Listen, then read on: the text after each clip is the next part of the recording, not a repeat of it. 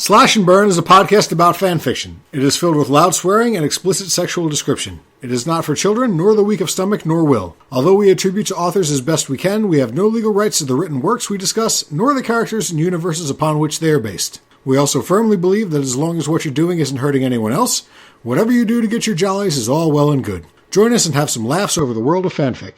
And seriously, this shit is filthy. You've been warned. Welcome to the magical realm.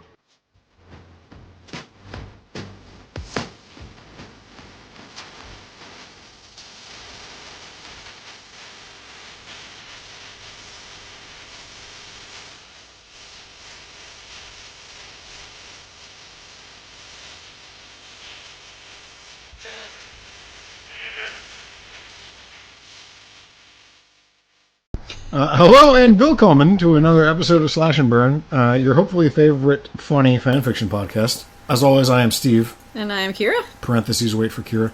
And we're here to hold your hand through the very scary jungle that is fanfiction. So hi, everybody. I hope you're back again. If you're a new listener, though, that's all right. We don't hold it against you. Hopefully one of your friends has turned you on to us in a not sexual way or sexual way. Don't care. Remember, speaking of which, quick tangent. Remember, already? We've been recording for like 3 seconds. I know, but most of my favorite podcasts have a lot of tangents in them, so I'm going to be one of those. You remember back when we were younger? Yes. And you asked me if I would be weirded out if it turned out that one of my friends was jerking off thinking about me? Yes. One of my male friends? Yes. I remember this And I said no, and I don't remember how that landed with you. I couldn't remember if you thought that was odd or not. No, I think I thought that was fine. Okay. I mean, of course, 2015 Tumblr here is going to say that. Well, no, but I think you kind of just expect that people are doing that. At least one or two people. So, But I might be. I don't know. I'm fine with anyway, it. So this is a podcast where we. Why'd you think of that? Boy, I don't remember. Literally nothing. I don't know. Probably whiskey. Okay. Fair. So this is a podcast where we pick something in fanfiction and then we talk about it for a while. Sometimes it's a fandom. Other time it's a tag or a specific genre of fanfiction. And that's what we got for you this week. I think I could be wrong because I don't look at the numbers. I have one of my assistants do that for me. But I think that our MPreg episode is our most popular episode. Oh. No. One of our most popular episodes? Whatever. People like the MPreg episode. Yeah, they did. So this week we're going with another tag rather than a fandom. Also just because we wanted to mix it up a little bit. Also, I really like doing the tag ones, but... Yeah, it's pretty fun because it gets you a good strata. Right. Across all kinds of... Tied for third is our MPreg episode, but whatever, fuck you, I feel like doing this. So... Not everything can be Sonic. Yeah. But today, we are doing Vore. So, why don't you go ahead and describe to the nice people what Vore is? That was my suggestion, so I guess that's only fair. I'm going to go with the Urban Dictionary definition here. Vore is short for vorophilia, a fetish in which one fantasizes about being eaten alive or eating another creature alive. The most common type of vore is soft vore, being swallowed or swallowing whole with no bloodshed. There's also the less common hard vore, which includes the tearing and chewing of flesh. That's the basic definition. Oh, okay. I thought you were going to get to I mean, there is more, but... actually, maybe I'll continue. Other types of vore include macrophilia and microphilia, in which one character involved in the vore is larger or smaller than normal. Many might associate vore with cannibalism, however, most vorophiles do not favor cannibalism. Vore is an imaginary fetish, that is, it is impossible to perform in real life in the way most fantasize, unlike most cannibalism. Okay, so there you go. The straight dictionary, by which I mean Urban Dictionary, which is the least straight dictionary, definition of vore. So, hold on, I want to jump back for a second. Smoker, feel free to cut this if you want to. I forgot at the beginning to ask if you had any news you wanted to share, which is a segment that I want to introduce to the beginning of the podcast. And I keep forgetting to do it. I don't got anything. I got, the baby, but we've already been over that. Yeah, we have. How's it? What fruit is it now? Well, that depends. This week... Okay, now get this. I was having this... No, I know. I thought this was going to be like a literal one-word answer. No, you're wrong. Okay. Because, let me tell you, these things baffle me. The baby is supposedly 11 and a half inches this week, which is apparently the size of a grapefruit. Circumference? I want to know where they're getting their fruit. Like, what is that? Where are they? It might be circumference. What kind of a grapefruit is this? Yeah, that's totally circumference. I don't know. I'm just saying, if you go to my Tumblr, but I don't think you measure babies in circumference. You don't. Like, so. It's from head to foot at this point, is 11 and a half inches, and last week was a spaghetti squash, this week is a grapefruit. Those are not size compatible, so So your baby is getting slightly more delicious. Yes. Okay. Yes. How on topic, by the way. God.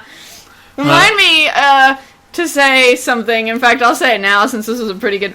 There's nothing more unsettling than reading about someone swallowing someone whole while also feeling a person moving around inside of you. Even the live-action Attack on Titan trailer? No. Because that's pretty unsettling. No, it's real unsettling. Okay, well, wait till you get to my last story. And we'll see if you still feel the same way. Now, okay, I've been playing a lot of Heroes of the Storm, by the way. Follow me at twitch.tv/procrastinarian. He never stops talking about this game. It's a really good game, folks. Now, back to the topic at hand. Correct me if I'm wrong, I believe this is the rare sexual fetish in which both of us have only a passing knowledge and relatively zero sexual interest in. Yes, I would agree with that. I think between the two of us, we cover a very wide swath I would agree. of the kink spectrum in terms of what we're at least marginally interested in. Or have at least had passing interaction with. But this holds nothing for me whatsoever. Same here. So this should be pretty interesting to dive into. That's kind of why I suggested it, because I was curious. Pretty much all I know of Vore is from listening to the Big Gulp podcast. Shout out to the McElroys. And some really poorly animated Flash cartoons from the early aughts. I remember those. Where there was, I don't know why, but there was a period where I was watching a lot of Vore and Inflation Flash cartoons. Why just wouldn't because it be? they What were... about Unbirthing? I kind of remember one. An unbirthing one? Yeah, I'm pretty sure I watched it here. It was like a lady, and like the lady like crawled in. There was another lady like crawled in, and then like she like birthed her back out again. No, you don't remember that? Because I'm pretty sure I watched it in this very basement. It's very possible, but it doesn't really strike. Doesn't strike a remembrance. Well, I'm glad it in meant me. something, Steve. So anyway, let's get on to the stories, eh? So I've got 5, but 2 I want to read back to back. My last one I think is pretty fucked up, but you have said that your last one made you physically ill. Yes. I actually had to skim a lot of it because I just couldn't even. And you have how many, including that one? I have 4, including that one. Okay, so then you go first, then I'll do my 2, and then we'll go back and forth like that, and we'll see how it works out. That sounds wonderful. And just as a head up to the readers, this might get cut. Listeners, this might get cut too, but I don't know what Kera is going to read that made her so ill.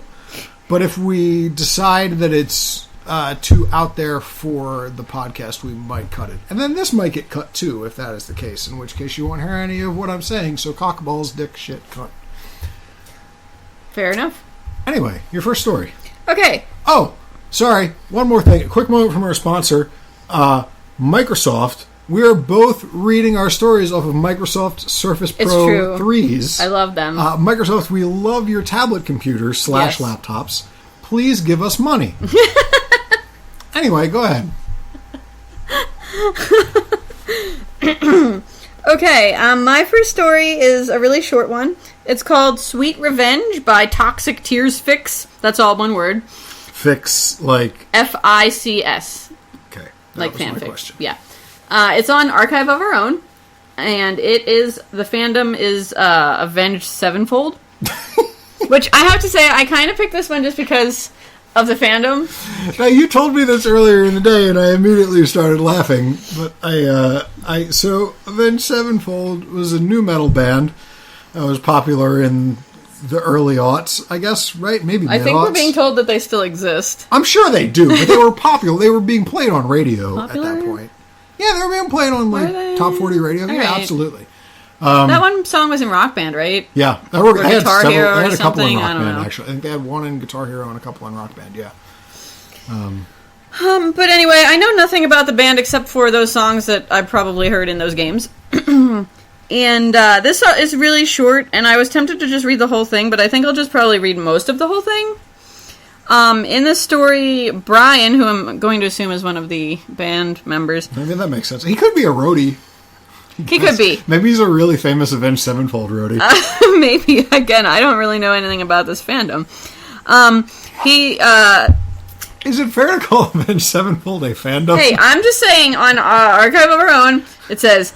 Fandom, Avenged Sevenfold. So, okay. I'm going to say yes. That's fair enough. Brian sat looking at his boyfriend through the window of the apartment. He was with Matt, I'm assuming that's another band member, coming back from getting a new set of blank music sheets. They hugged, and as they pulled away, Matt kissed him full on the lips.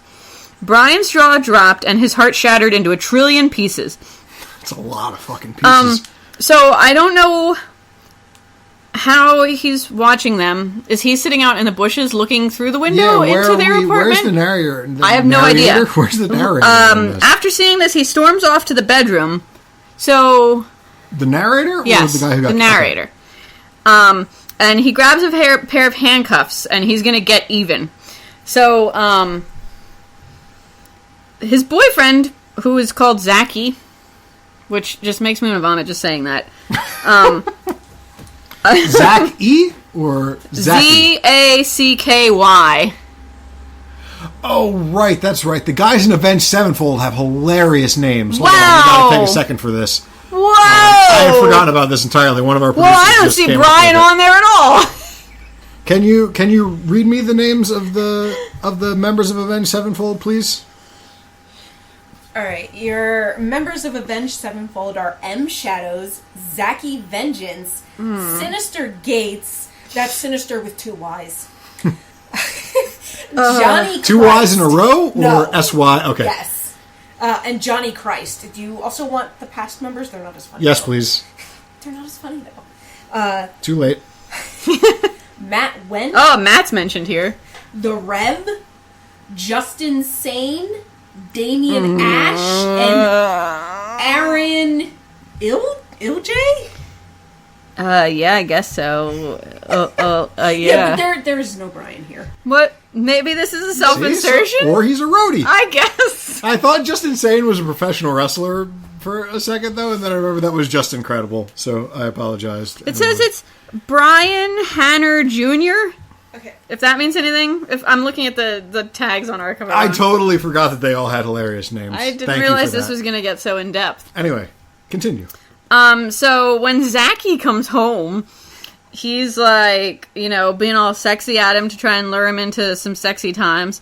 And he handcuffs him to a chair. Sorry, Brian is Sinister Gates. Oh!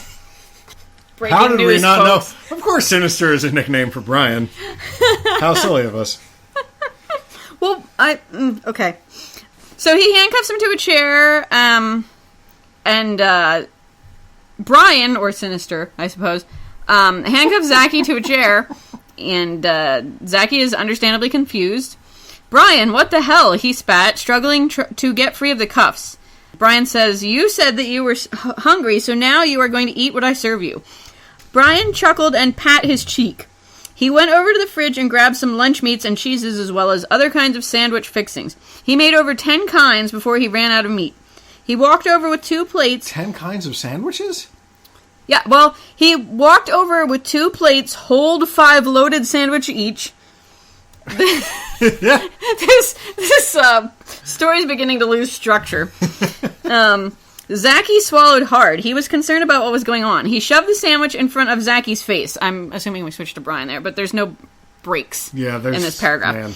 If you don't eat, you won't be freed, Brian warned him. Zaki nodded and ate the first sandwich. Something was good to Zaki about that first sandwich. He took no consideration at all to the fact that his boyfriend could do magic. Brian had put... Did you skip something? No! Okay, just making sure. Brian had put a spell on the food which would send poor Zaki's cravings on a roller coaster of wildness. So he eats all the sandwiches, And then he eats some hot dogs and hamburgers. And Brian watches his lover gobble down the greasy food one after the other. He scoffed them down quickly and belched, "Babe, you're good at cooking," with no apostrophe. So I don't think making sandwiches is cooking. Well... He looked down and saw that the button on his pants and broke off... No, wait. The button on his pants and broke and off, and the zipper fell down. His belly was sticking out, and he looked like he had swallowed a soccer ball. Oh, my. Brian stuffed Zaki senselessly. I agree. The guitarist groaned and looked at his pregnant-looking stomach. "My stomach is going to fucking pop. Please stop," he pleaded. The other male smirked and continued to feed his lover endlessly. "Why did you do that, B? Now I look all pregnant and shit," he grumbled. Brian looked at him and smirked. So then, Wait, let's see, I lost my place. He felt his belly and smiled. "Ah, nice and plump," he said, chuckling. The guitarist uncuffed the stuffed male and licked his lips. "B, why are you looking at me like that?" he asked. Brian shoved his boyfriend's hands into his mouth and moaned at the taste of him. Zaki screamed and struggled, but his arms were down Brian's throat. Brian continued to devour him whole, moaning over and over at Zaki's taste. His belly grew large, round, and bloated from Zaki entering and stretching his stomach. Hold on, real quick. I'm sorry. I lost the thread. The guy who was feeding the other guy just ate that guy? Yes, he wanted to get him nice He wanted to get him nice and fat so that he could... Okay. The lead guitarist kept shoving poor Zaki down into him. Brian finished devouring him and let out a burp. He pat his swollen belly and rubbed it softly. He mmm'd, savoring his large meal. He rubbed his full bloated belly softly as he felt his lover shift and scream. "Let me out," he cried, "please." He begged over and over, but Brian wouldn't budge. Soon his eyes began to get heavy and Brian drifted off to sleep. That's the end. The drifting off to sleep thing is a trope that I noticed several times over. I mean, I can understand that. Yeah, I mean, really, after a full meal, that's what you want to do. The thing about that, so here's where I thought that was going. Because that sounded more like a feed story. I agree, it did. Which is a Vore story. Yes. So, my thought, since I knew this was the Vore episode, was that, sorry, I can't keep the name straight, but the feeder, initially, Brian Sinister, had killed the other band members, sliced them up into lunch meat, and was feeding them to Zaki. That's a nice thought. I mean, not, well, you know. Wow. I did. But that's where I thought it was going. I can see where you would have gone that. I was surprised by the end of there. I picked this one because I thought that the fandom was hilarious. Yeah, that's a really specific one. The writing oscillated quite a lot between meh and real bad. And also, I thought it was kind of a surprise ending, but at the same time, I thought this is what I had in the last bit there, where he was eating the dude, was what I had envisioned Vore to be, I guess. Yes, that's a good point. So that's why I picked this one. I also think it's interesting in that something that I found in a lot of mine, and we'll touch on it more later, I'm sure, is that in this, more than a lot of other stuff that we've looked at, we're looking at like 90% build-up, 10% payoff.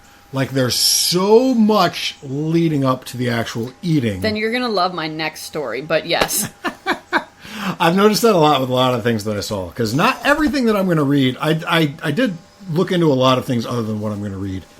I was just talking about how great my Surface was, and now it's giving me shit.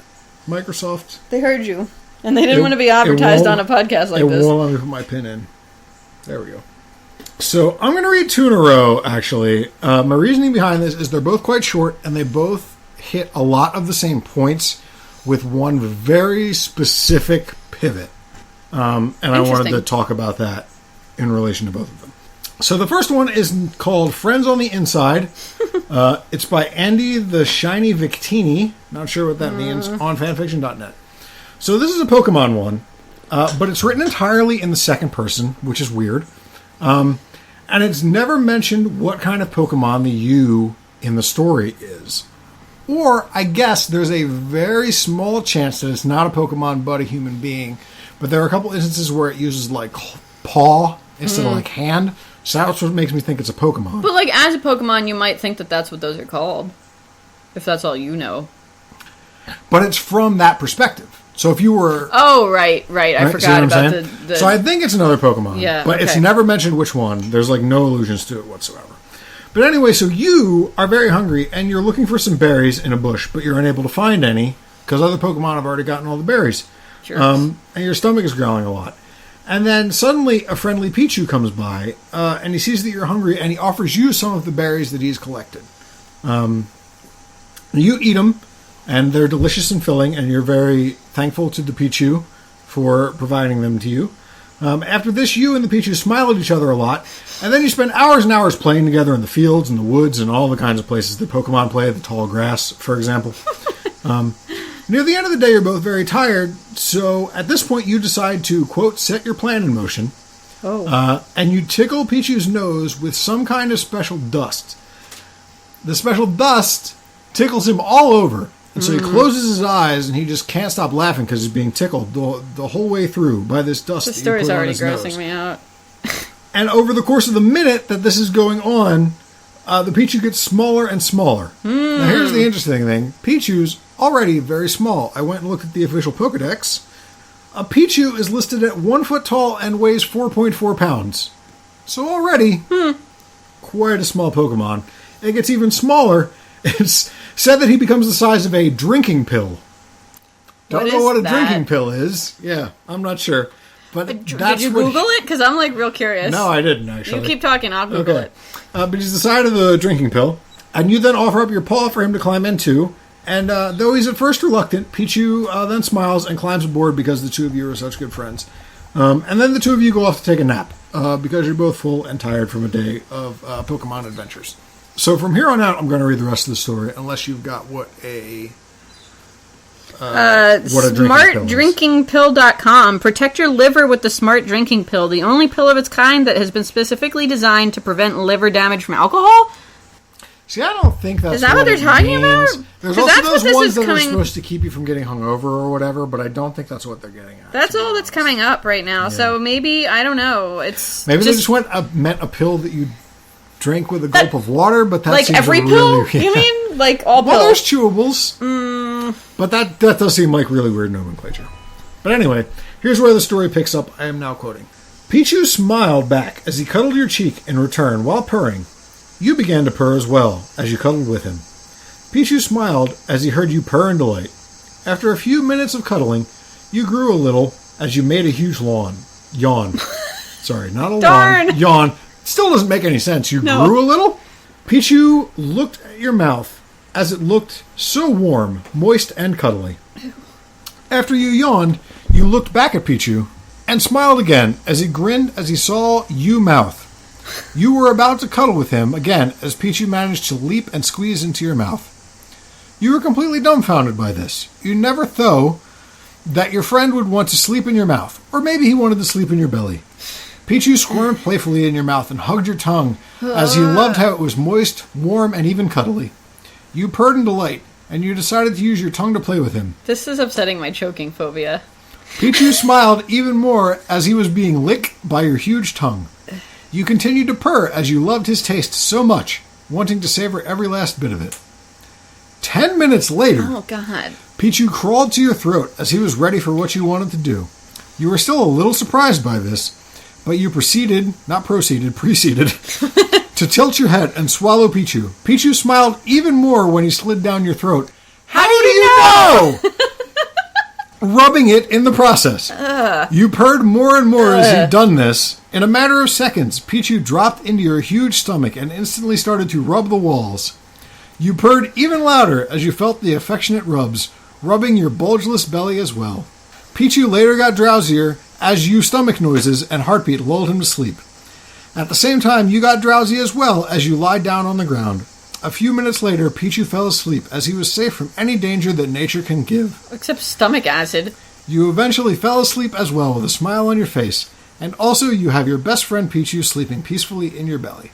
So, even though that was creepy... Yeah, it was really creepy. That was pretty much what I was expecting. There's like you know what I mean? a couple different levels of creep, but yeah. Go ahead, hit your different levels of creeps. My choking phobia. Like, Okay. I don't even swallow pills because the thought of them like touching the sides of my throat just makes me really uncomfortable. 2, the second person thing really bizarre. It's really throwing me off, yeah. 3, just the whole, like, purring, rubbing. There's a lot of purring. It's weird. It's weird. So those are my 3 creep levels. Yeah, my thought was that maybe it was like a Pokemon that's famous for eating things, like a Snorlax or like a Jigglypuff. It doesn't say in the description or anything? But no, nothing says. I really looked because I was really curious because it was very hard to form a mind picture What of this. am I... I think I used a Snorlax. I was curious about the fact that it said, like, he fell into your huge stomach, but then he said you're bulgeless. Right. So, like, what is that? that? But that made me think that it didn't bulge any further because your stomach was already so big. Okay. Which again made me think of a Snorlax. So I'm gonna, life on the line, I'm betting Snorlax here. But is that your final answer? That is my final answer. But this was more what I was expecting, something big eat something little. But it's just a swallowing thing, and it like does some stuff as it's going down. And in this case, it even seems to imply that the Pichu was just sitting there to be digested, but he seems pretty happy about it anyway. Maybe Pokemon don't have digestive there was juices? There was no gnashing, and there was no fighting, and there was no rent flesh or anything like that. I want to know more. Like, is he going to just live in there now? Or is he going to, like, come out somehow? Right. At some point? Or, like, just die there? I don't know. Unfortunately, there's no more. So instead, I'm going to jump straight into Don't Steal from a Night Fury! ! Oh boy. By Starlight Effects on fanfiction.net. So this is told in the first person by Toothless, who is the dragon protagonist of the How to Train Your Dragon films. He doesn't really talk. I know. It's all in his head. It's inner monologue. So A Terrible Terror, which if you haven't seen the movies, they're little tiny dragons. They're barely even dragons. They're like, what, like a foot and a half like long or whatever. They're really, really tiny. Tries to steal some of Toothless's dinner as he sits around eating with his human friend Hiccup. So the first thing the Toothless does is show his open racism towards terrible terrors. He says, quote, "It's a shame that they were even called dragons." That is bigoted as shit, bro. I mean, you just said the same thing when you were introducing the story, really. I just said that they were tiny. You said you can hardly call them dragons. I think that your opinions are being influenced by this I might this be. bigotry. I might have been indoctrinated by the internet. Apparently. But anyway, he then decides to teach the one that tried to steal his fish a lesson by eating it. So here we go. Seems fair. Quickly I jumped on it, almost crushing it under my forepaws. It screamed in pain, but I didn't let it go. The other 3 watched in horror and took off, flying for their lives. At least they are gone, I thought to myself. Hiccup just sat there and watched with big eyes. Any last words? What do you mean by, ah? I closed my mouth over the defenseless thing and smirked to myself. The terror struggled in my mouth and tried to escape, as if it would have a chance against me. The struggling actually felt good.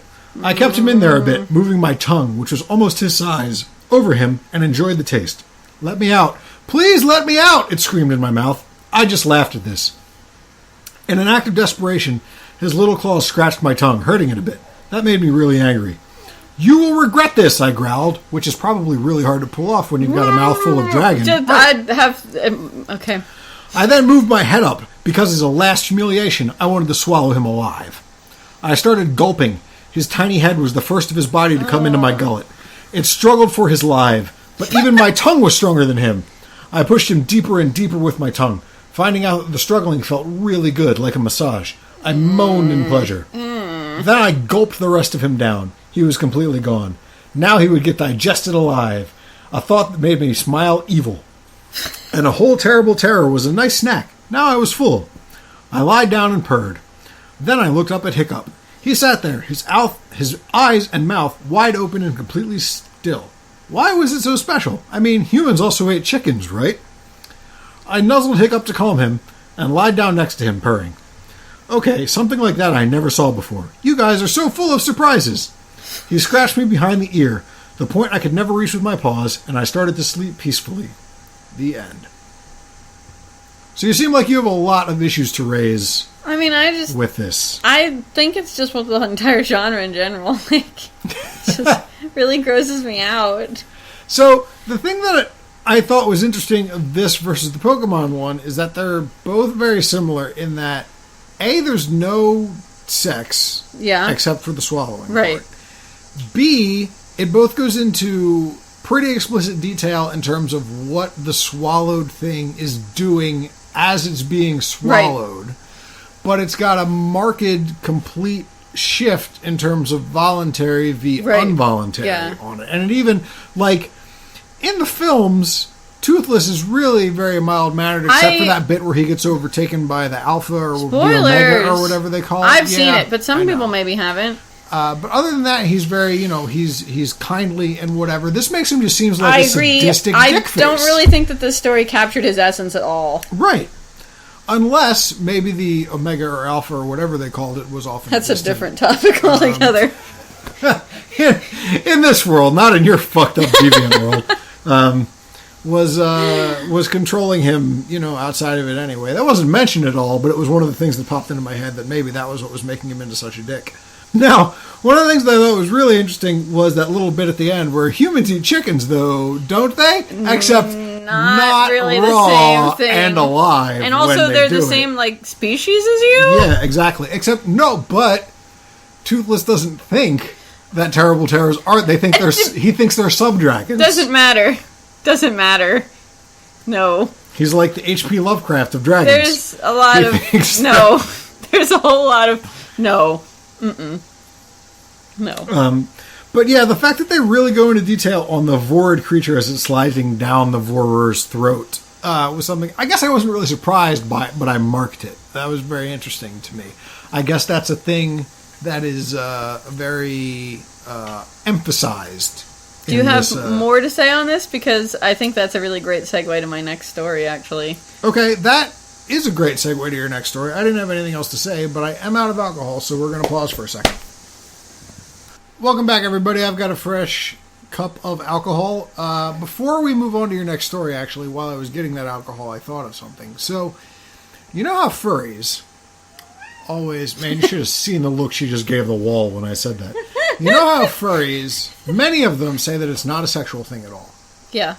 So given that the two stories that I read had no sexual content in them whatsoever, it was strictly Vore, do you think there are Vore fans who get no sexual gratification from it whatsoever and they just are really into... But into what, though? I guess I just don't understand that at all. Well, yeah, but I've come to terms with that. I also don't understand people shitting on each other and people getting off on it. But I understand that people do. Oh, yeah, yes. Or I also don't get people listening to, dance music if they're not on drugs and thinking it's good. But I know that people do. So do you think there are people, who read these just to feel stories, happy? But it's not... Right, but it's more like an ASMR kind of thing than a sex thing. You know what I mean? I guess. I mean, maybe. Maybe some could write in and tell us. Yeah, if you are one of those, please let us know. We're not judging you in any way. Just because we think it's weird or gross. Whatever gets your rocks. Yeah, by all means, Vore away. Anyhow, you had another story. I do have another story. This one is called Captivity by Dark Star Runner. Actually, enjoy that name a lot. This one's on fanfiction.net, and the fandom is Professor Layton. Okay.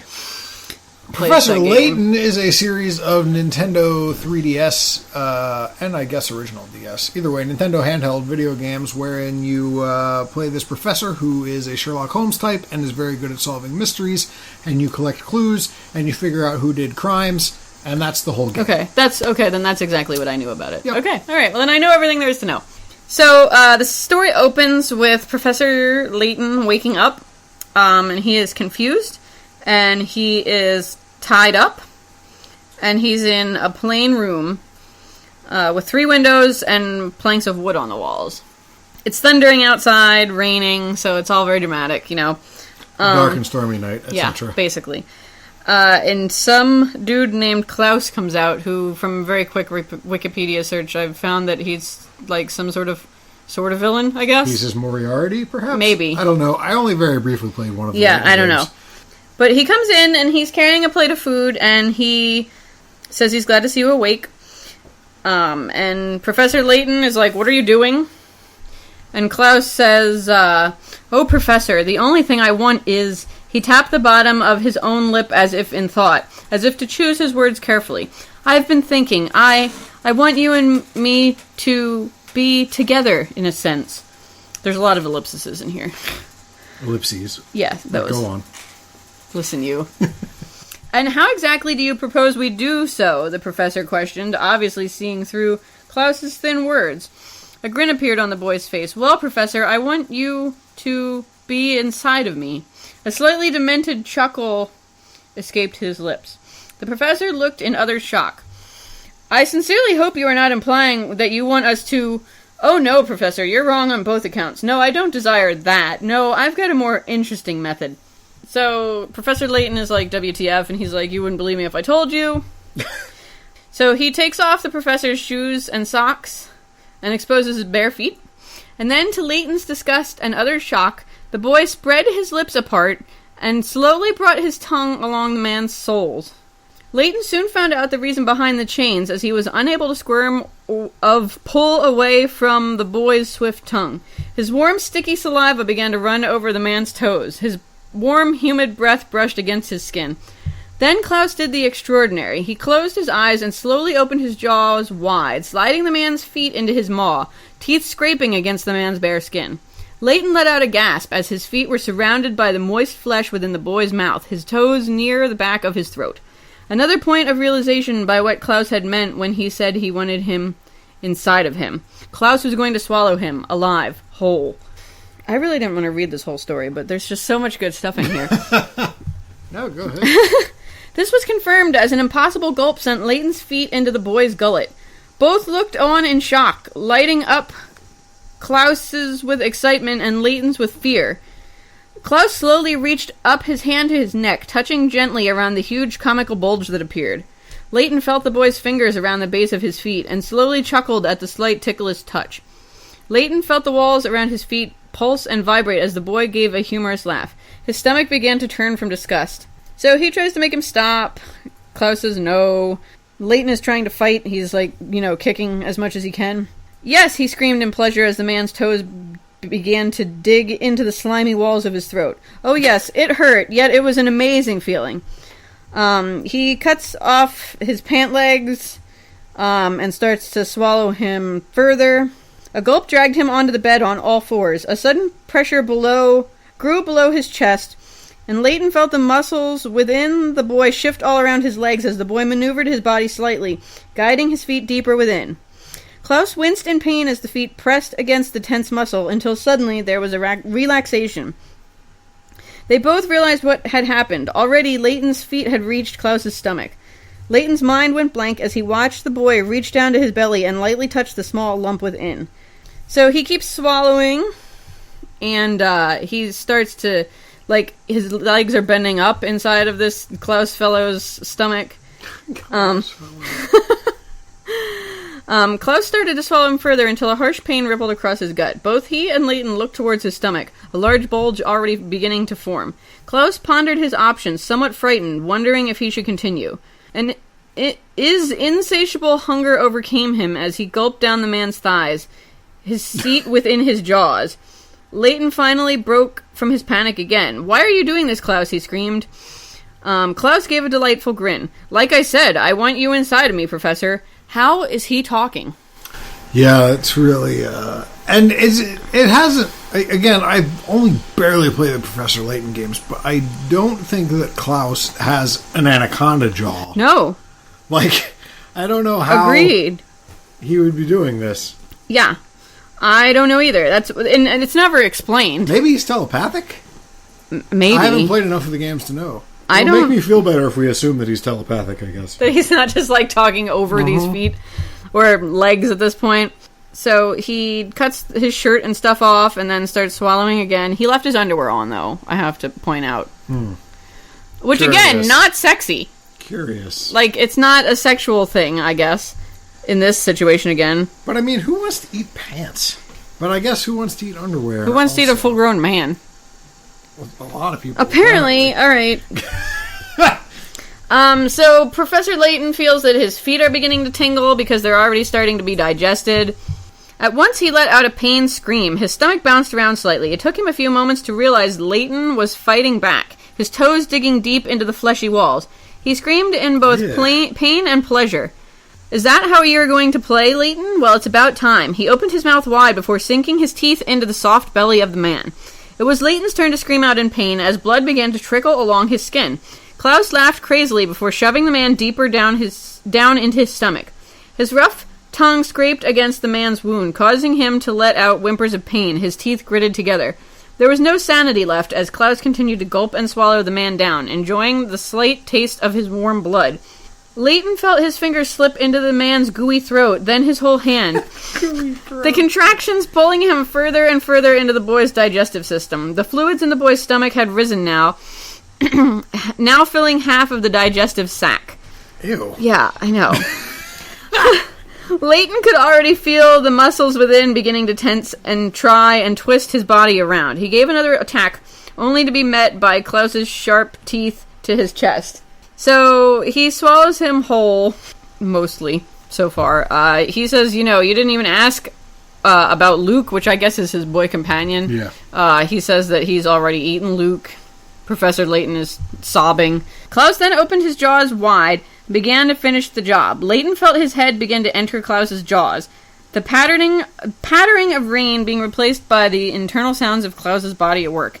He stared upwards, enjoying the last moment of natural light he'd ever see. He stared past the boy's jaw as that's depressing as Christ. As they slowly began to close shut. He glanced at the walls all around his head, the wet, fleshy insides of his cheeks. The boy's bumpy, rough, slimy tongue, the boy's uvula, as it dragged across his face. His head was slurped into the boy's esophagus, and a loud gulp sent his whole view into darkness. Klaus gave a few more gulps before rolling over and collapsing onto his back. He panted heavily before reaching up to his neck. He gave a hard swallow, sending the man's head deeper down.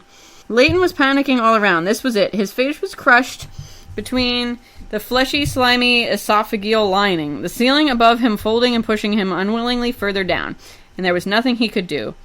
A fleshy ring formed around his neck, which soon opened and expanded to fit his head through. There was a moment of tight stress.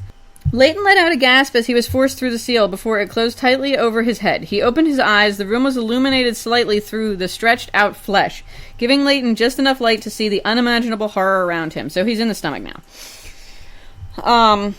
So he is, in there, freaking out. Klaus eats a sandwich, and the food falls on his head.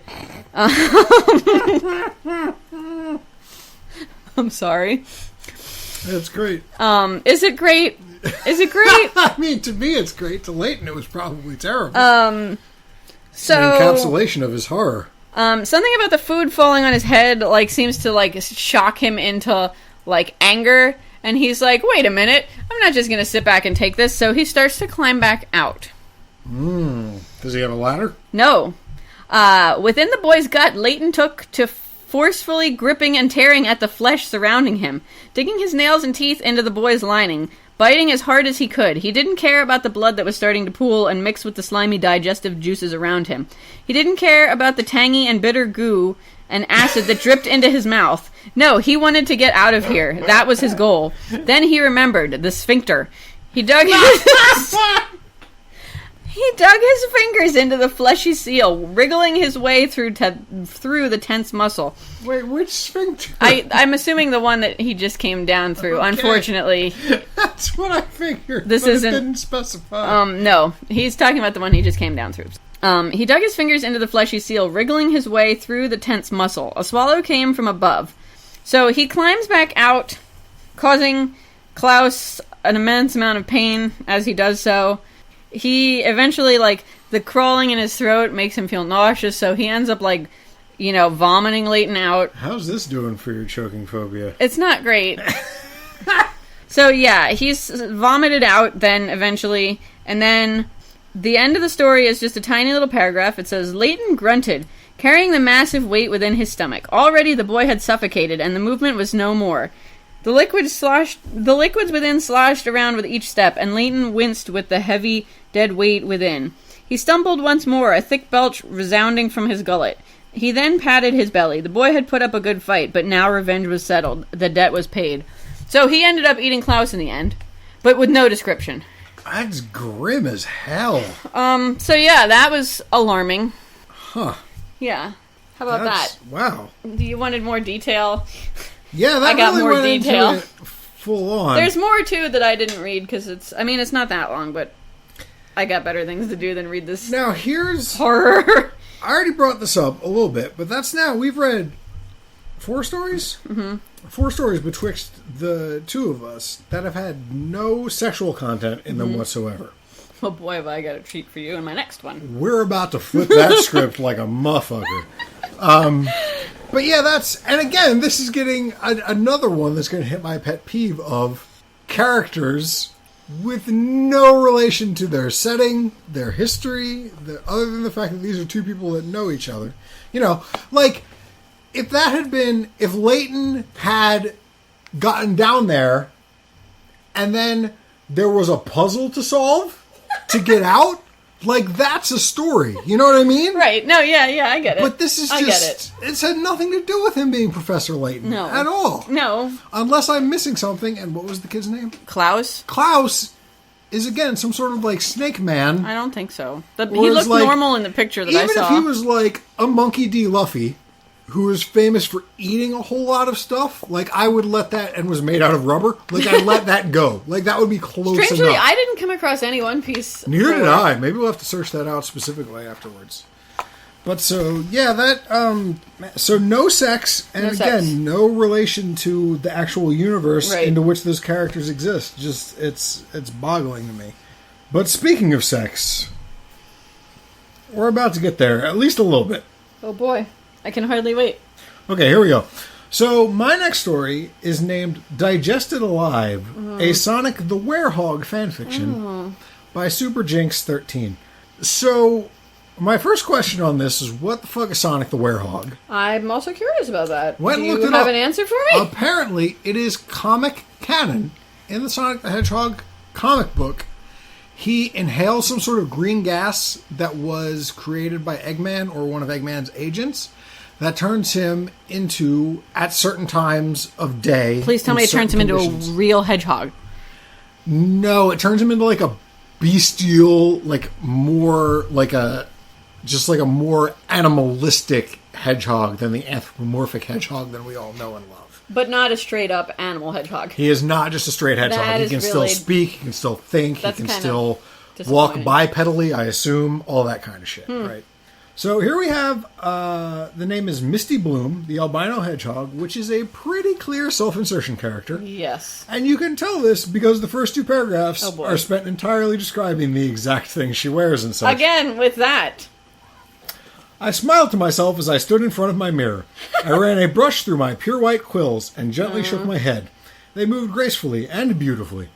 My 3 large bangs covered my left eye, and I had 2 other small ones that I was growing out. Oh, God. I smiled at my reflection. Being an albino, I had a baby pink nose, and my eyes were also pink. Except my left eye, somehow, was a darker shade of pink than my right eye.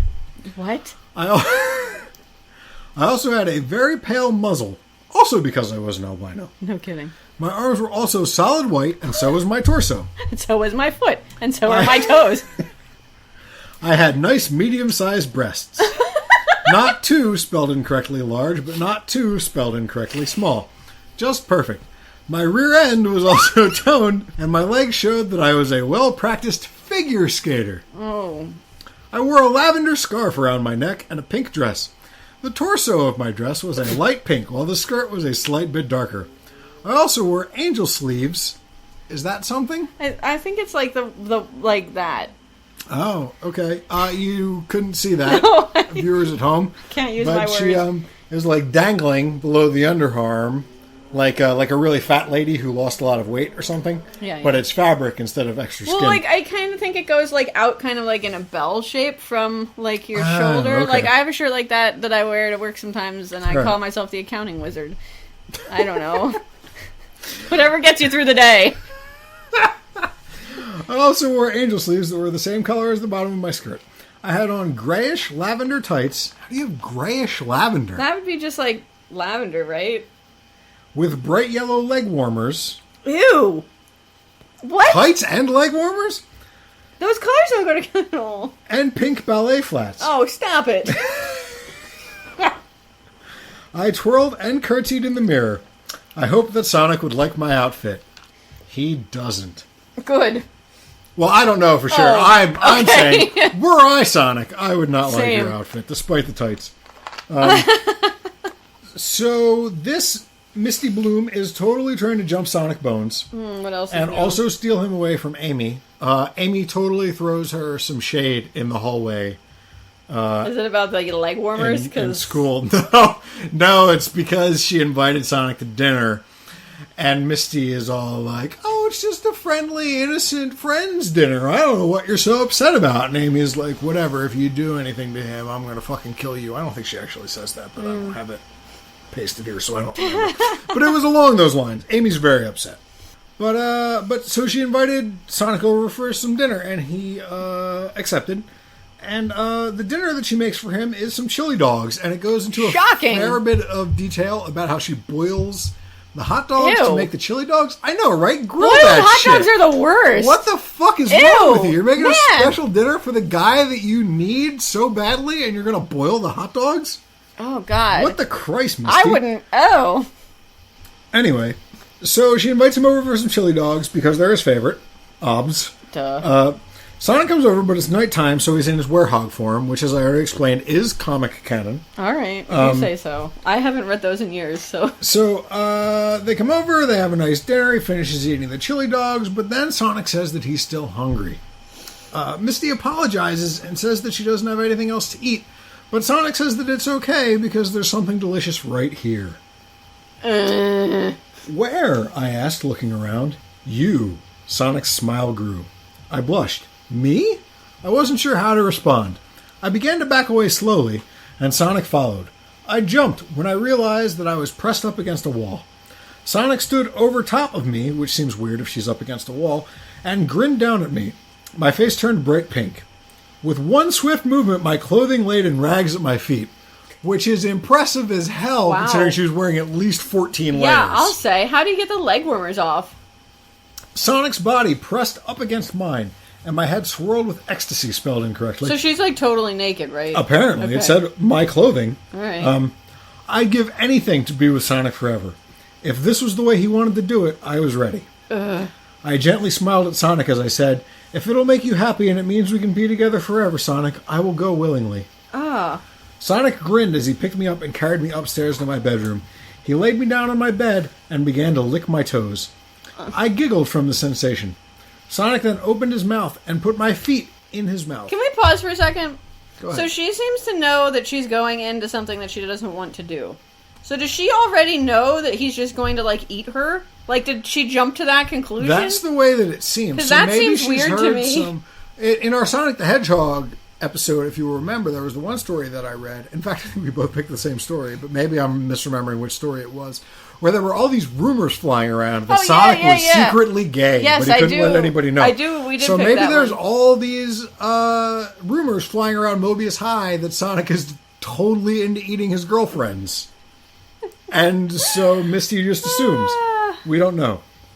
Sonic then opened his mouth and put my feet into his mouth. He swallowed, and my toes touched the back of his throat. He worked his... Sorry. How's that choking phobia not working great. for you? It's not great. I just want to remind you that you were the one that suggested this tag. He worked his way up my legs, gently licking them as he swallowed. That takes dexterity. I'll say. This sensation was so delightful, it made me feel like I was in seventh heaven. Here, I want to frame this, because this is what stuck out at me the most. We're going to stop after I finish this sentence. Sorry, 2 sentences. I held back my fluids until he reached my crotch. He gently stuck his to my vagina, and I released them. I moaned in delight, and Sonic purred at my taste. He began to suck me quicker. Now, what? Not owning a vagina, other than my wife's. No, that's, first of all, very offensive. I don't... Second of all, I can say no to every question you're about to ask. Is that something you can do? Unless Are you sure? Have you just not practiced enough? Or is it that you're not a hedgehog? I know how to not pee myself, but unless she's talking about that... I don't think those are the fluids to which she's referring. No. I held back my fluids. No. That takes a fantastic amount of self-control. I can't even imagine. Holy shit. He began to suck me quicker. He reached my breasts, and he licked them, making my nipples hard. I blushed. Can I... Sure. How Okay, so I'm picturing this swallowing. Mm-hmm. If your mouth is here, right? Mm-hmm. And you're swallowing something, your tongue is underneath it. Mm-hmm. So is she laying upside down? That he's licking her boobs? It doesn't mention that. She's gotta be, because he can't, like, have his tongue go, like... Unless his tongue is super dexterous. Like, but it has to be, like, really long. Yeah, Although, I think that his penis was, like, 6 feet long in that one story. Exactly, in that one story, so... Who knows about his bodily proportions, He could just have... he's very athletic. He might have been training his tongue for years, the same way that he's been training himself. He did eat a lot of chili dogs. Yeah. Very good point. He reached my breasts as he licked them, making my nipples hard. I blushed, but smiled. I left my arms raised above my head. He slurped and was up to my neck. He licked all over my face, and his tongue, spelled incorrectly, found his way into my mouth. I licked him back. That is making my mind do some gymnastics. How... She should now start swallowing him, and they'll just disappear. And it'll be an Ouroboros. Exactly.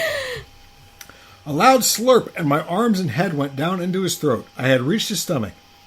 It was extremely hot in there, and I began to panic. Was this really happening? I had become a part of the food chain. Probably should have thought about this shit about 5 minutes ago, bitch. Now is not the time for this to be occurring to you. Wow. I began to struggle. Where were you again 5 minutes ago? Well, she was enjoying want it. to die. Ecstasy and whatever. Oh my god. I know that horniness can get you to a lot of places. Apparently. But that seems like a real stretch. I felt him lie down on my bed, and the acidic juice lapped my body. Ew. I was frightened and unsure of what to do. I began to struggle and cry. Please let me out. I don't want to die. I felt Sonic rub his belly, which made it feel like he was petting me. It is all right, Misty. You won't die. My body will absorb you, and you will become part of me. A part of my subconscious, spelled incorrectly. What? His relaxing words soothed me. I curled up in his belly. I felt extremely tired and came close to falling asleep as his body continued to digest me. Surprisingly, it didn't hurt. I actually loved it. That's extremely surprising. I was becoming a surprising. part of Sonic. It was all I ever wanted. I just never expected I would be digested in order for that to happen. And then, without any note or anything, it switches over to Sonic's POV instead for the last paragraph. I was laying on my back in Misty's bed, rubbing my stomach. She had made such an excellent meal, and it saddened me that she was gone forever, but I grinned. For my first time eating someone, she was a great choice. She made me excited for tomorrow night. I couldn't wait to eat my best friend in the entire world, Tails the Fox. Whoa. There is no part 2 in which he goes after Tails. Whoa. Cliffhanger? Wow. What the fuck? Whatever your name was. Super Jinx 13? How dare you leave us hanging like that? Wow. But so that was the first one that I'm reading anyway. Not the first one that I found, but the first one that I'm reading that had explicit sexual content in it. Wasn't crazy explicit, but it definitely mentioned juices, there was juices and breasts and crotches and stuff like that. Yeah. So, there was no mention as to whether he was into it, though. Sexually, no. Obviously he was into it. Yeah. But from a boner perspective, it didn't mention anything about boners or orgasms or anything like that. This was the first person that he ate. Apparently. So either those rumors were non-existent, or they were all based upon bullshit, or he planted them himself in order to get female hedgehogs interested in him who might be into being eaten. Wow. That's deep. I know, right? Sonic is a fucking master strategist. Yeah. Apparently. Wow. Yeah. Wow. That's that one. But I just want to go back to... I held back my fluids. I don't want to go back to that. That's the last thing I want to go back to. As a man, supremely difficult to hold back my fluids. I thought maybe in the female anatomy there was some way that would make it easier or something. But in all of if that's the case, nobody ever taught me about it. I was going to say, in all of my experience and research, I'd never seen such a thing. No. There's edging. Can girls edge? Is that a thing? I don't know. I'm asking you seriously. I don't know what you're staring at asking me blankly. I don't know what you're asking me. No. My wife says no. I don't know what that means. Oh my god. Edging is bringing yourself to the very edge of orgasm and then stopping and then waiting and then doing it again and getting to the very edge of orgasm and then stopping and then waiting and then doing it again. I'm gonna say yes. Well, some people believe that it keeps the creative juices. You mean the metaphorical fluids? juices, although I guess also literal juices, but it's mostly metaphorical use. Some people think that expelling your fluids is counter to your creative or intuitive process. I've heard that too, actually. Exactly. So some people choose to hold it in, but they feel that bringing it to the forefront and then holding it back heightens those same senses. Like, so I thought that maybe ladies had an easier time real doing close that. to, the edge and then go And then write a just book or back something. off. Yeah. Yep, and then just think about baseball as hard as you can. But apparently not, or at least as far as you know, and considering you and my wife are my two... No, I didn't say that it was not possible. But you aren't aware of it specifically being a thing. So it's not... I just didn't know what that word meant. Oh, okay. So you do know it's a thing? I think so. Oh, okay. Well, there you go. All right, I've been proven wrong. Maybe it is easier for ladies. I don't know if it's easier for ladies. I don't know. It's really hard for guys. Maybe we should have a poll. Like, super hard. An We'll have a audience fan poll. Nobody will answer. Nobody will answer because none of our fans will talk to us. Talk to us. Please. We know you're listening. We see the numbers on the computer. We know people are downloading this. And it's not just our friends because our friends aren't listening to We it. don't. First of all, they're not. Second of all, we don't have that many fucking friends. And also, we're not even listening to it. Except once. Okay, one person is. So we know that people are downloading this. We're begging you. Email us, Twitter us, anything. Instagram us. I don't have a fucking Periscope. I don't even know what Periscope is. I'll make one if you want to talk to me on Periscope. I don't give a shit. I told you my Twitch name. Fucking message me on Twitch. My Battle.net is Intinarius hashtag 19 or 1699. Fucking send me a message on Battle.net. We'll play Heroes of the Storm sometime. Whatever. I just want to hear something. And especially let me know if you're someone who has engaged in edging, Steve, and you're not Jason Biggs from Orange is the New Black. Managed to spit Season 2 on my surface. Sorry, I'm getting very animated. All the way across the table. The Microsoft Surface. Gross. The most excellent tablet computer. Do you realize that if you own a Microsoft Surface, you have a tablet that you can run Steam on? I'm using it to play the the Guild of Dungeoneering, which is a great card-based dungeon crawling game, for example. So if either Microsoft or the publishers of the Guild of Dungeoneering feel like giving me money, because I said that on this podcast that literally hundreds of people have listened to, come on forward. And let me ask you this, my co-host. Yes. You said that I just spit on your Surface. Yes, you did. From across the recording apparatus. Yeah, there's at least, 4 feet between us? 4 feet. And has anything negative happened to your Surface as a result? Nothing. No. Practically indestructible. It's true. You can spit on the Surface. The Microsoft Surface Pro 3, you can spit on it from any distance, practically any volume, and it will stand up to the abuse. It's like a fucking brick shit house. You cannot bring it down. Microsoft, we'll take anything. $50. Whatever. We love your product. We will pimp it as long as you want. Give us money. Anyway, you probably have another story to read. No, please continue. Whew. Okay. My next story is called Please Don't.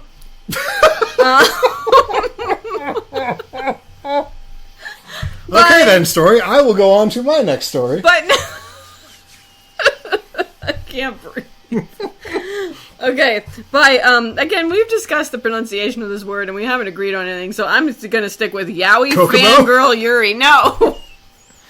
Yaoi. I've heard that it's Yaoi. Okay, good, then I've been saying it right accidentally my entire life. Yaoi Fangirl Yuri. That's the author's name. Isn't Yuri the opposite of Yaoi? That is correct. That's what so I thought. this person likes everything. Apparently.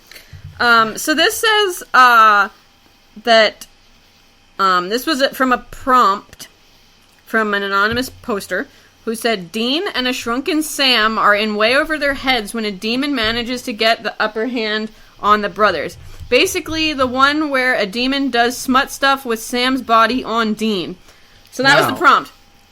I'm going to stop real quick to explain that this would be supernatural. Yes. Oh, did I not say that? Oops. You did not. Sorry. Supernatural would be the fandom here. That is true. Here's the thing about Supernatural.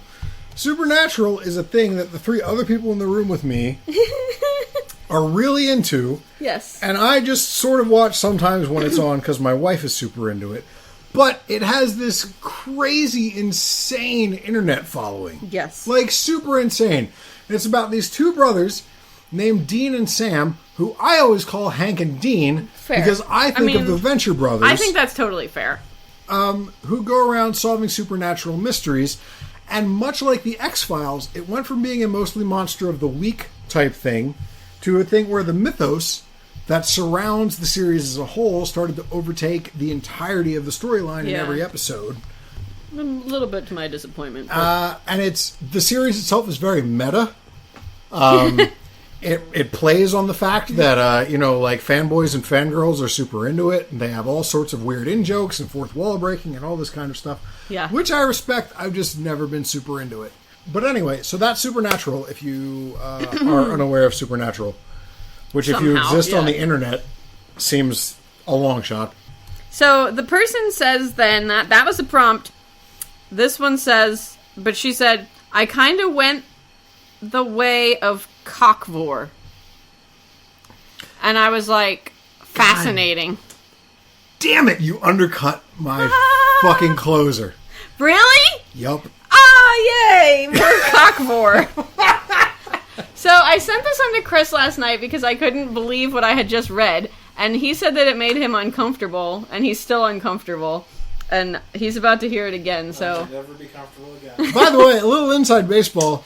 We don't share what stories we've picked before we get here. We're hearing this shit for the first time, but we do sometimes, if we're doing a tag, we share what fandoms we've gone on so that we don't accidentally pick the same stories or the same Like that time fandoms. with Sonic, where we picked the same story. And I was so psyched for my last story because it had to do with Vore, but I didn't realize it until it was too late, and now you've undercut me. Sorry. But anyway, go ahead. Sorry. I still think it's going to be real good. Okay, because I think this is real good, too. So basically, in this story, Sam and Dean are working on a case about demons. They're searching for them. The story is very vague about any of that because who really cares? That's not what this is really about. That doesn't matter. And for some reason, Sam is very small. It doesn't explain why? No. How small is very small? Like 3 feet, 1 foot? Sam had been sitting on a couple of books. Sitting on a couple of books. But that doesn't necessarily mean anything. So I'm going to say like 3 feet then. No, I think he's smaller than that. Really? Oh, yeah. Okay. Well, so then some demons bust in the room and take them by surprise. Dean was easily pinned against a wall. Have they watched the show? Like, that never happens. I mean, Like, these guys can get out of any situation. I've seen them... No, maybe I haven't. I thought I'd seen them pinned against walls. Like, they do get pinned against walls, but they get out of it get really out of it, fast. right. Yeah, much they're faster than this unstoppable. story. So, he was easily pinned against the wall. 5 demons, by the way. It was 5 demons. I don't think that matters, but... Dean was pinned against the wall. 2 other demons focused on Sam. So, he takes Tiny Sam. So, the demon possesses Tiny Sam, and one of the other demons picks up Tiny Sam and carries him towards the bed where Dean is now pinned. So he's pinned on the bed. One demon holding Tiny Sam, which another demon is possessing. Why do you need to hold him then? What? Well, he's carrying him over, so he doesn't have to take hours to walk across the room. Okay, I Yeah, got it. he's carrying him around. Now we are going to teach you what happens when you get into our business, says this demon. And with that, the demon within Sam started rubbing his now naked body as well against Dean's massive dick. I don't know what that means. No, stop it! Stop! He was cut off by a sudden moan that escaped his lips. Feeling angry with himself and disgusted, he started swearing against the demon once more, just to be gagged by one of the other demons present in the room. Sam's tiny body was being rubbed up and down his whole dick, and God, if it wasn't his baby brother, he would probably be enjoying it. But he was utterly disgusted at how the demon had taken things from his own accord. Suddenly, electricity flew through his body, and Dean's eyes reached down in horror as he saw that one of Sam's arms was fully inside his pre-cum-filled dick. Through the slit.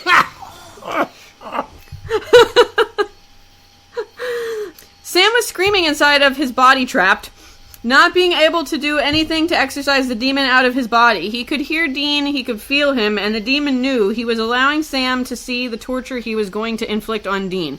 A second tiny arm went inside Dean's slit, massaging and opening op, rubbing around and making Dean harder against his own will. The demon, are you okay, Steve? Keep going. I'm killing everyone. The demon then took both arms out and walked to be sitting upright on top of Dean's dick, slowly sliding in one leg after the other and letting himself fall down into the slit. Dean was screaming everything he could, trying to make his body move, but the demon's control over his body was just that strong. His brother's body was halfway consumed by his own cock, and he could feel his small body twitching, trying to go in deeper. Anybody have anything to say before I continue?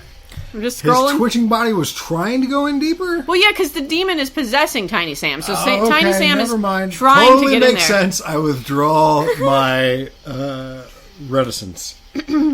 Dean's pre-cum was helping the demon's slow insertion of himself inside of Dean. Are you okay? You almost had a whole lot of White Russian all over your Microsoft Surface Pro 3 trademark, in addition to my spit. Making it easier to move around and deeper. Only his shoulders, arms, and head were now out. So he's got his hands in the air. Hands up. Yeah. Yep. He stared directly into Dean's eyes, grinned, flickered his eyes to black, then returned to Sam some control over his face, and pushed himself all the way down the member. Dean was crying. He was sure the demon had intentionally showed him his brother's face before squirming his way inside. Squirming? Oh. Sorry. Okay. He could feel his brother's body falling deeper into himself and moving around, making him both aroused and disgusted, feeling lust and gross. Lust and gross? Yeah. Once the demon was I don't think inside... those are the same verb form. Once the demon was inside, he allowed himself to drop even further, finding the hole which would lead him into Dean's ballsack. Once he was there...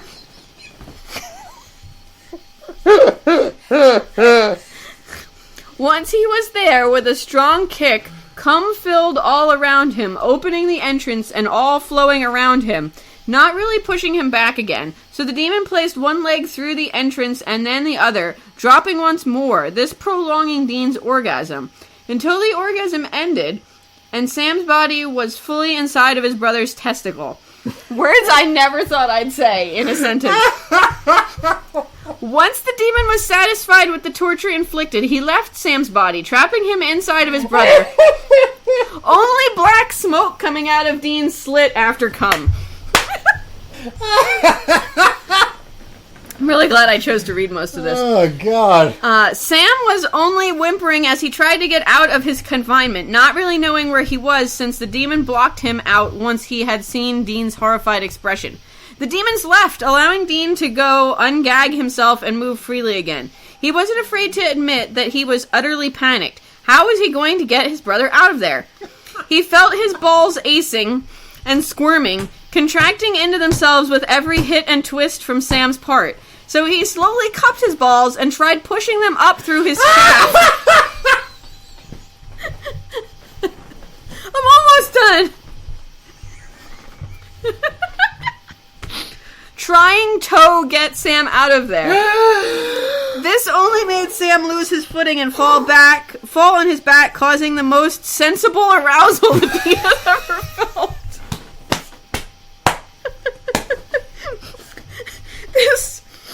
I'm sorry. I'm so sorry.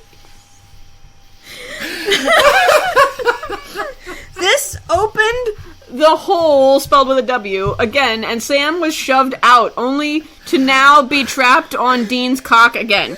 Not knowing what to do, Dean did the only thing that came to mind and started masturbating, trying to get his brother out, firmly grabbing his shaft. Sam was just being crushed inside, and oh my god, Dean was masturbating with him inside. Sam tried squirming and moving up. This only prolonged Dean's desire to keep him there because, oh, it just felt so good.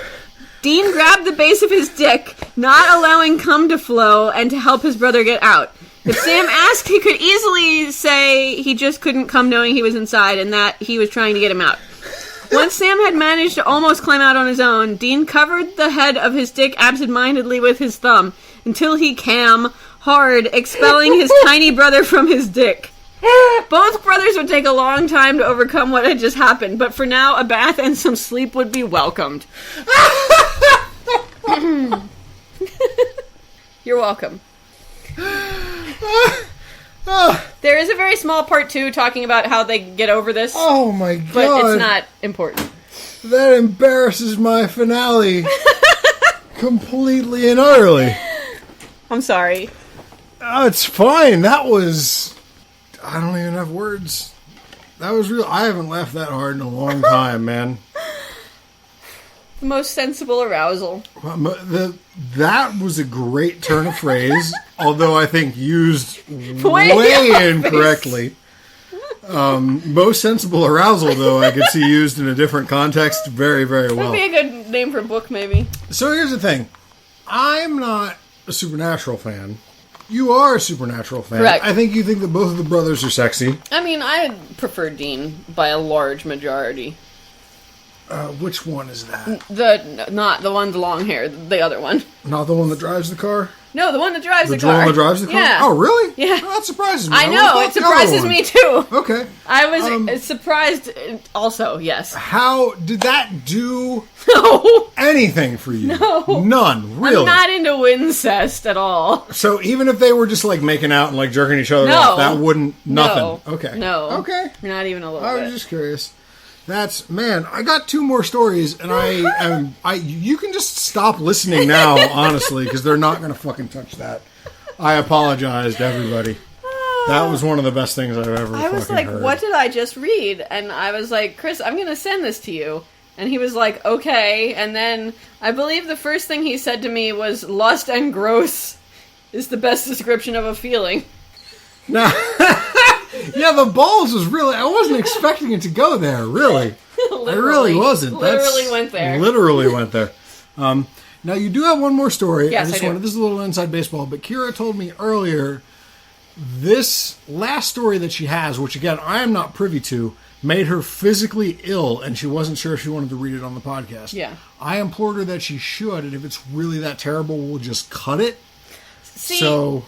I think you're probably building it up to be more than it is, because I don't know if it's going to be as gross to everybody as it is to me, and that's kind of why I'm interested about it, because I am trying to figure out what about it turns my stomach so much. I just want to prepare the people, if they've listened to everything, and I hope you've listened to everything that we've released, for why the thing that was easily the funniest thing that wasn't Blue Buns... was read not as an episode counter. That's all. I see. Okay. That's the only reason I wanted to bring that up.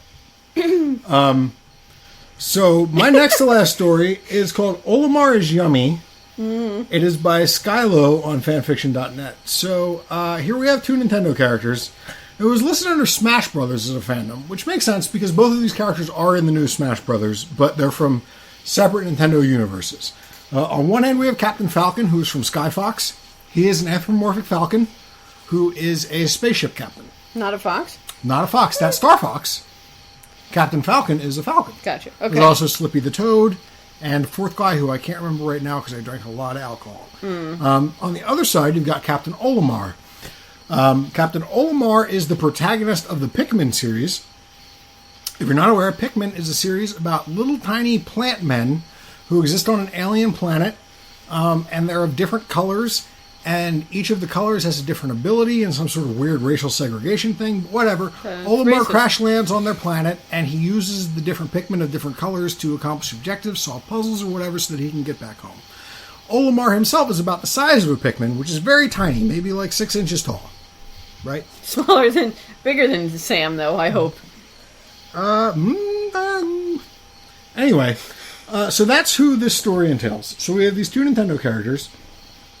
And Olimar is a very tiny but mostly human-looking alien spaceship captain.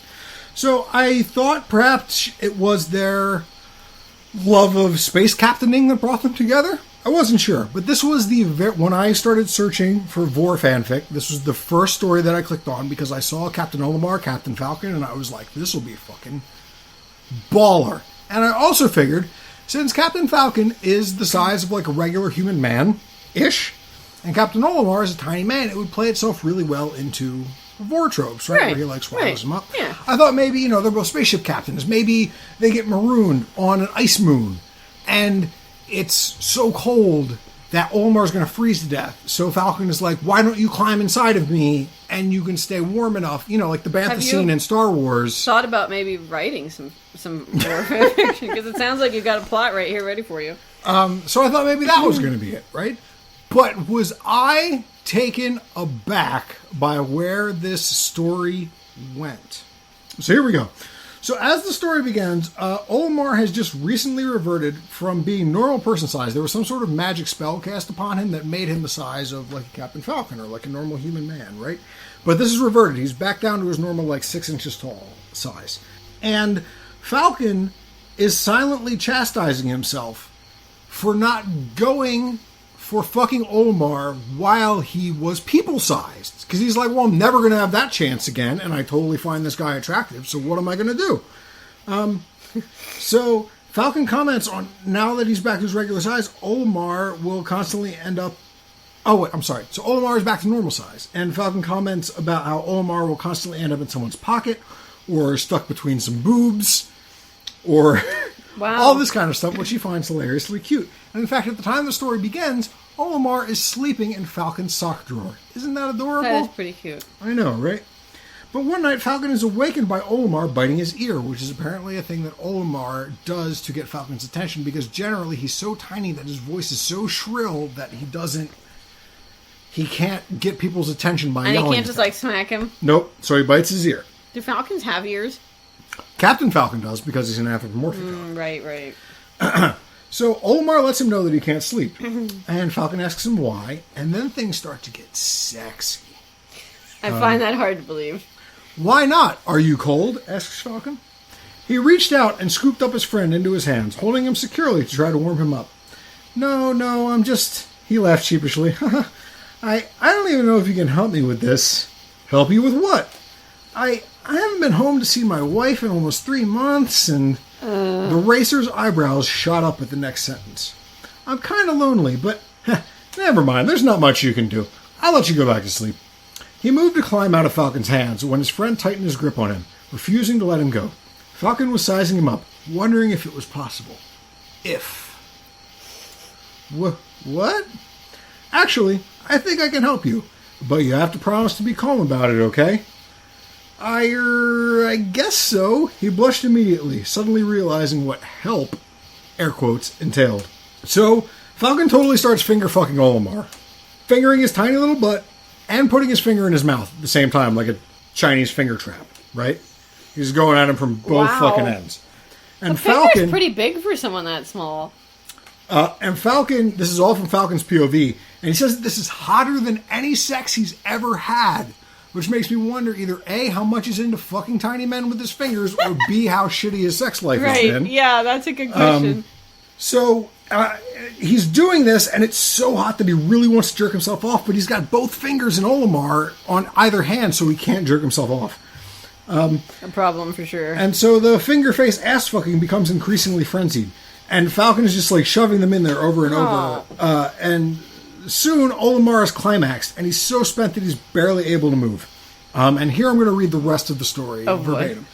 The desire to pinch him, he had mentioned this earlier, I left it out. He wanted to pinch his little cheeks because he was so cute. The desire to pinch him came back again, but this time he wanted to pinch all of him. He was supple and soft, and his little body still radiated warmth, and his skin was covered in a thin layer of sweat. All Falcon would think about was that he looked delicious. On impulse, he leaned forward and sunk his teeth into Olimar's leg. The other screamed in pain, but it sounded like a squeak, and Falcon thought it was so cute he wanted to hear it again. Oh my god. He bit again, this time on his arm, and felt a small pop. Olimar was crying. Oh god, how cute his face looked! Oh my god! He bit down harder, and harder until he felt the appendage separate from the rest of him and took it into his mouth. The taste was definitely interesting, and the flesh was squishy, with a slight crunch from the bone. Slowly, he reached down into his pants and began to jerk himself. Conflicted feelings, the sounds of Olimar's wails of agony, and the mounting arousal all bounced around in his head, none of them helping him stop what he was doing. He took one leg and began slicing it with his front teeth, ignoring the screams as the limb also came free from his midsection. He chewed hastily as he was getting hungrier the closer he came to coming. He pumped his erection faster and faster as he ate, blood running down his chin. He looked at that adorable face, the face he loved so, and decided that it would be the most delicious part of all. Olimar had gone unconscious, but Falcon knew he wasn't dead yet. He started with the round, soft nose and moved through his chewy ears and finally popped the entire skull into his mouth with a crunch in his teeth. He decided not to eat his torso, however. Too many guts, not enough bones. Just as he was finishing his feast, he arched his back and groaned as he came hard on his own stomach. He panted for a while, his mouth full, then swallowed. Falcon laid down, his back strained from sitting in that position for so long, and quickly fell asleep. He'd had a lot of explaining to do in the morning. So, Kira's staring open-mouthed at me in the microphone, for those of you that can't see. This was literally the first story that I clicked in my research. And one of the reasons I picked it specifically was because I love Pikmin, and Olimar is cool and weird and tiny. And so my first thought was that, Olimar is, tiny and stuff, they're going to get trapped on an icy planet somewhere. I already described this earlier, because I forgot that I wrote it down to read now. But so you did start writing a Vore fanfiction. I did. And then when Falcon asks Olimar if he's cold, I'm like, boom, nailed it in one. Fucking eagle. Awesome. Got it. He's going to swallow him to keep him warm. I was so wrong. Yeah, you sure were. This might just be ignorance on my part, but I thought Vore was more about, swallowing the whole of a person or a being or whatever sexual satisfaction. That's what I did too. Either because you're huge and they're small, or you possess some sort of snake anatomy that allows you to eat something bigger than you are. I was totally not picturing rent flesh and crushed bones and tiny alien sex mastication murder. And so at the beginning of the episode, when you read the definition of hard Vore, that confused me even further, actually, because several of the other stories that I read earlier that didn't involve any of that stuff said warning hard Vore inside, and they didn't have that. So I thought that was really weird. To be when fair, you said it that. was Urban Dictionary, so That's true. But so that really realigned what I thought Vore was. I thought Vore was, obviously it's... Now, the Urban Dictionary article said that it was entirely a fabricated fantasy kink. I don't know that you can say entirely, because some people might get off on eating mice or goldfish or whatever. You know what I'm saying? But I'm going to say that it's mostly a fantasy made up thing, like tentacle rape or whatever. And so that was my thought. But if you're really getting off on the thought of just eating somebody to death, tearing them apart literally with your teeth, as Falcon was literally doing and talking about how much it was turning him on, then that throws my whole idea of what Vore is out the window. 100% agree with you, because now, and this kind of ties into my last story also, but when I thought of Vore, the thing that made it separate from, say, cannibalism in my mind is that it was a whole person, swallowed alive kind of deal. Right. Which, I guess it technically would be if you're eating another person, it's cannibalism. But unless they're of a it different wasn't the same species to of me people or whatever. as just eating someone. Right, and like I said, my only real relation to Vore previous to this was a whole bunch of bad Flash cartoons in 2002, which was exactly what happened in those things. Same. So that's what I thought it was. So this was a very rude awakening. See, this to me, they're not both the same thing, so I guess it's not technically cannibalism, but it falls more into that category to me. But again, I'm not a person who is in the Vore community, so this is just, again, my ignorance talking, but super unsettling. So I'm not sure. I'm really curious. Again, if you're a Vore person and you're listening to this, for the love of Christ, contact us.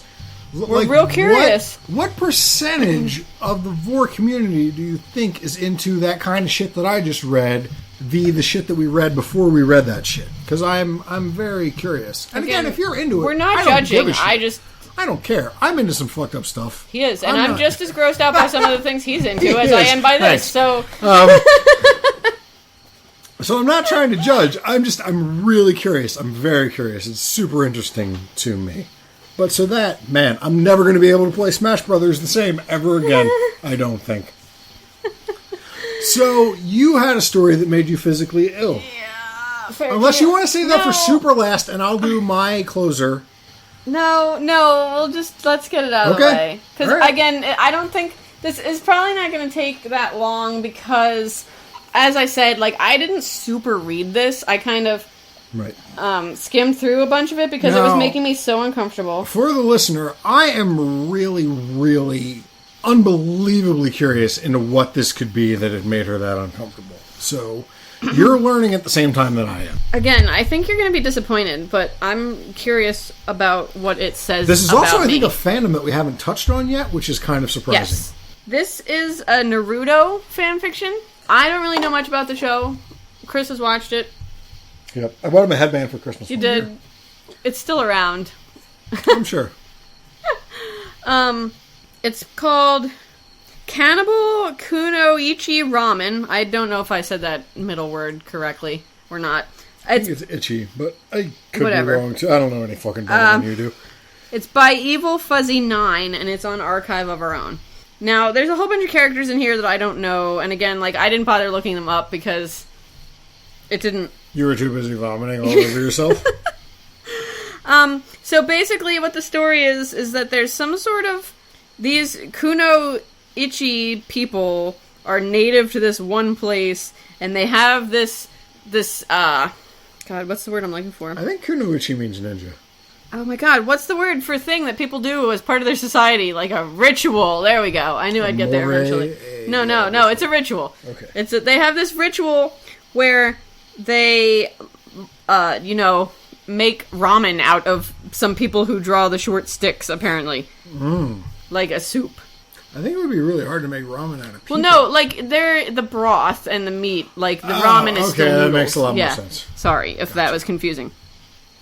But so, there's some characters that I don't know. Good research. No, I'm coming. I'm not really at all.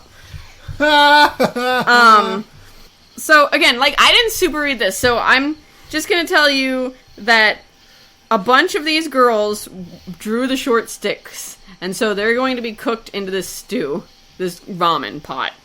Are they also ninjas, or do they just live in the village of the ninjas? I think they're also ninjas. That seems like a waste of ninjas, I'm just going to say. That's what I was thinking this whole time. It really seems like a waste of ninjas. One of them who's going to be baked or cooked into this stew is Naruto in a girl form, which I looked up and is actually canon? Okay. Yes? Know that. No? We're being told no by our producer. Well, you're contradicting the Naruto wiki that I looked at. Well, okay, he's a girl in this, and he's one of the people who's going to be ramened. We have to start using that as a verb. Ramened? I hope we never need to use that. So, there's a big pot that's heating up over some sort of, like... No, not that. I wish that that's what it was. The meaning behind the ritual and its origins were quite lost to the mists of time. Some speculated that it was a remnant from darker times, a relic of famine and plague in far-off years. Others suggested that it was meant as a symbolic gesture, centering around the idea that just as the clan leader was expected to support and empower his or her followers, so too was the rest of the clan expected to give up their lives to protect their leader if necessary. So, it was... So does the people ramen give them, like, magic powers or whatever? So. And that's why it's, like, considered a noble sacrifice? It was traditional to make a very special kind of ramen. A ramen that most places would declare illegal. Human ramen. Tradition did not make any specific statements on the matter of gender, but within the Senju clan, it had long been agreed that females worked best. Allegedly, this was because they had higher body fat ratios and are just generally had meat that was just much tenderer and juicier. I hear that's true. I wouldn't know. Sorry, I'm just scrolling to get to a place where it makes me uncomfortable. The tub was shaped like a massive cauldron, and it was cast from heavy black iron. The sides held a rough, almost pebbled texture, though they were presently far too hot to touch with your bare hands. A fragrant, mouth-watering aroma wafted up from the bubbling broth. Right now, the ramen was nothing but boiling water and miso.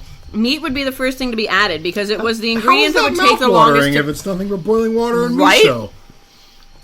That is some good smelling water. So they all show up, ready for it to be cooked. And they're in sexy bikinis, and they all take their sexy bikinis off and, like, look at each other's huge boobs and stuff. That sounds like a good time so far. Yeah, well... I got miso soup, I got titties. They're fondling each other, and they're like, stop that, and they're like, what does it matter? We're going to be eaten soon anyway. So, they throw Naruto, which I guess is the female Naruto, into the water. The boiling hot water. Naruto bit her lip to keep from crying out. The water scalded her, searing her flawless skin. Her buttocks parted with a muffled plop as they came to rest on the iron pot's ungodly hot bottom. Her lower body... Oh, wait. Sorry. It burned her anus. I couldn't miss that line. The nerve endings in her pussy went absolutely wild, and not from pleasure. The water bubbled and steamed, hissing and popping as it rose up Naruko's form. Her sweat mingled with the presently plain broth as it ascended the dips and curves of her gorgeous figure. Her lower body was completely submerged, save for her knees, which protruded above the water.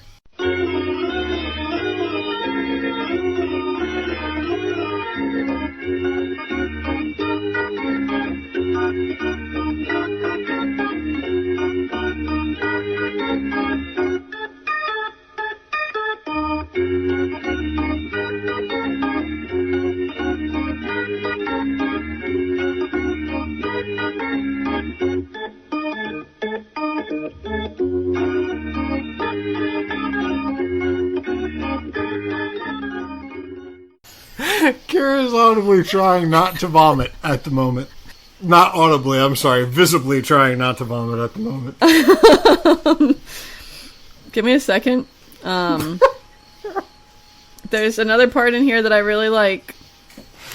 And by like, I mean want to gouge my eyes out, but it'll still never make this go away.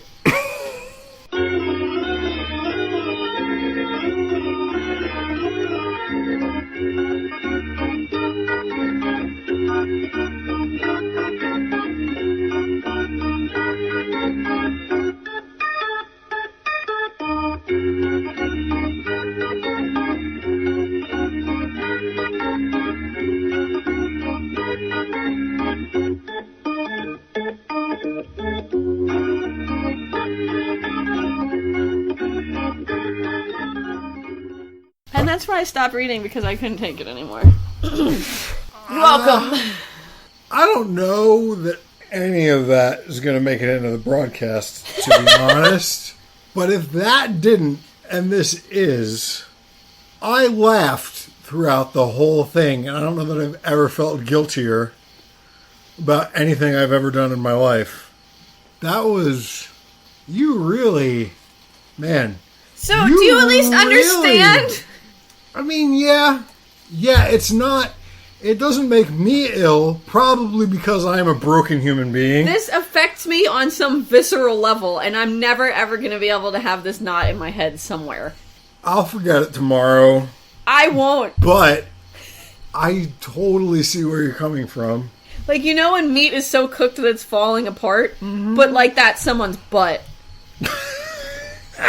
It's not funny. That should be a t-shirt.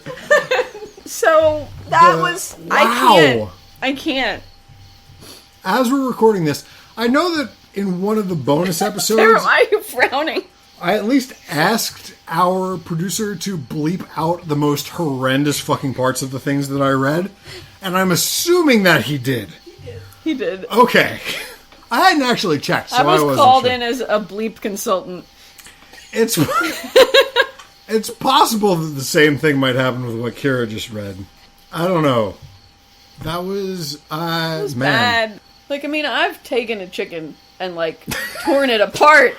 Right, but that was a chicken. Yeah. Right, I get it. This is a person. I don't know. Like, I don't even care about human life that much, and this affected me in some manner that I can't really explain. Wow. That went, like, every time you got to a point where I'm like, well, that's the plateau.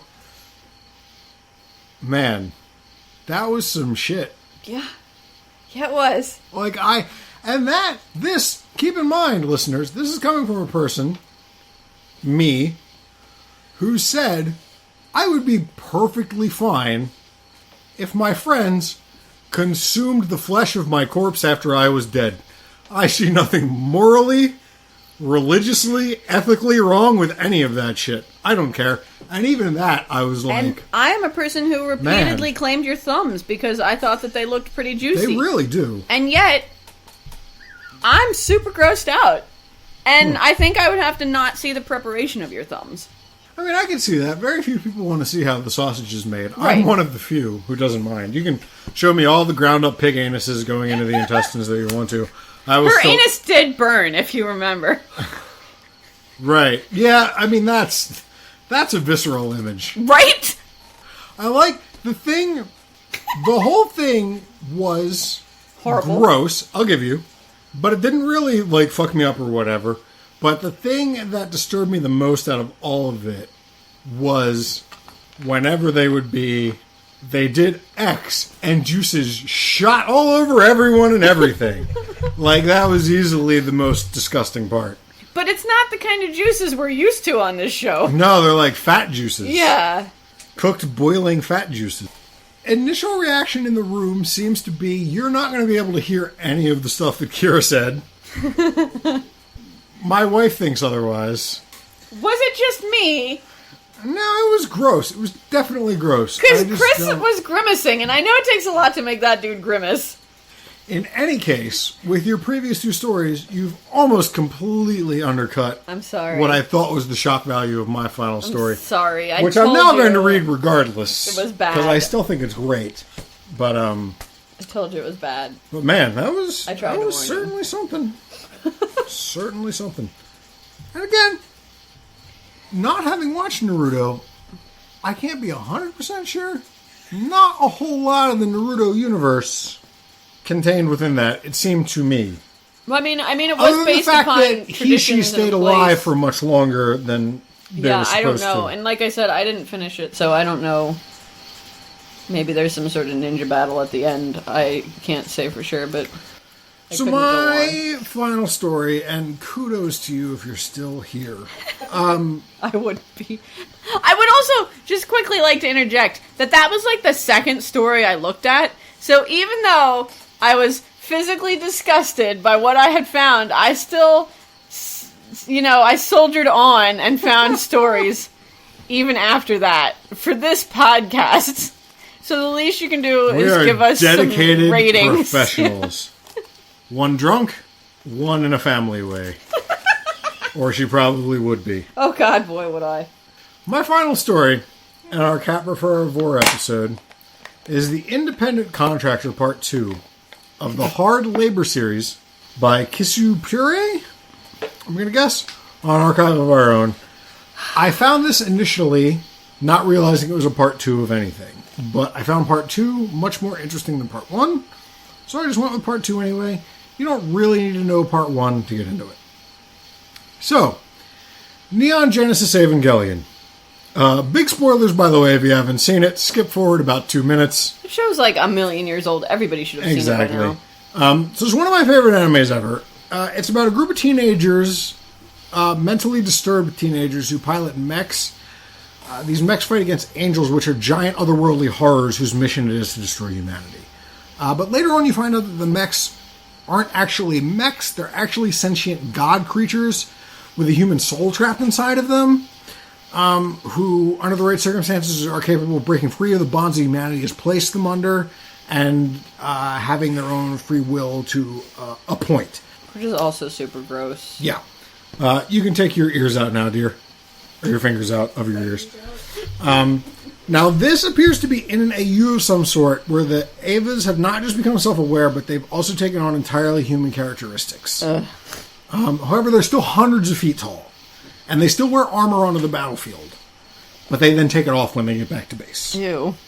So my first thought when I saw this, that it was in the Eva fandom, I'm like, well, that seems perfect for Vore, right? You've got a 150-foot tall mech monster. It could eat so many people. It could eat, like, all the people, yeah. Exactly. It's, like, perfect. So I dove straight in. So there's a female original character. Her name is Ellen.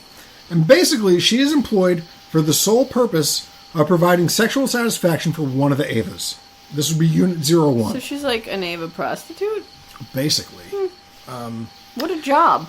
Now, and it says how when she gets called into work and then she goes to the Nerve headquarters, like, nobody will look at her and just, like, wear a hoodie over her face because she's so embarrassed and everything, and she goes down to the holding cell and all this shit. Wow. But so she's basically a personal sex slave No for slut shaming. Eva Unit 01. And Unit 01 is totally an abusive asshole. Great. But she also kind of gets off on it. Of course she does. He verbally degrades her. He tells her that he can kill her without trying. Women She love that. exists only for him. Yada, yada, yada. Super love that. So she gets called down at 4:30 in the morning to service him. And there's some banter where he's a big dick. And she's like, boy, this guy's a dick. She doesn't say it out loud, but she thinks it because she's afraid of being, like, smushed like a bug if she does. But he then tells her, well, you haven't showered and you're way too dirty for me to do anything with. But there's no shower here that you can use because we only have Ava-sized showers. Water is the same size for everyone. Well, right, but the power of an Ava-sized shower I guess that would be crush like, her into wow, paste. what a water pressure. Exactly. Man. But Ava Unit 1 has a solution. You don't sound with dirty fucking toys, said Ava before pushing the rest of her unceremoniously into that hot, dark, liquid space that he acquainted with her last time. She didn't even have time to wonder what sounding was. Now, this was my first red flag. But I kind of just glossed over it. If you're in the sex worker industry, how do you not know what sounding is? See, I don't think she was in the sex worker industry. She was, apparently in part 1, she was just an intern at Nerve, and she accidentally ran into Ava 1. You don't? Have you been on the internet?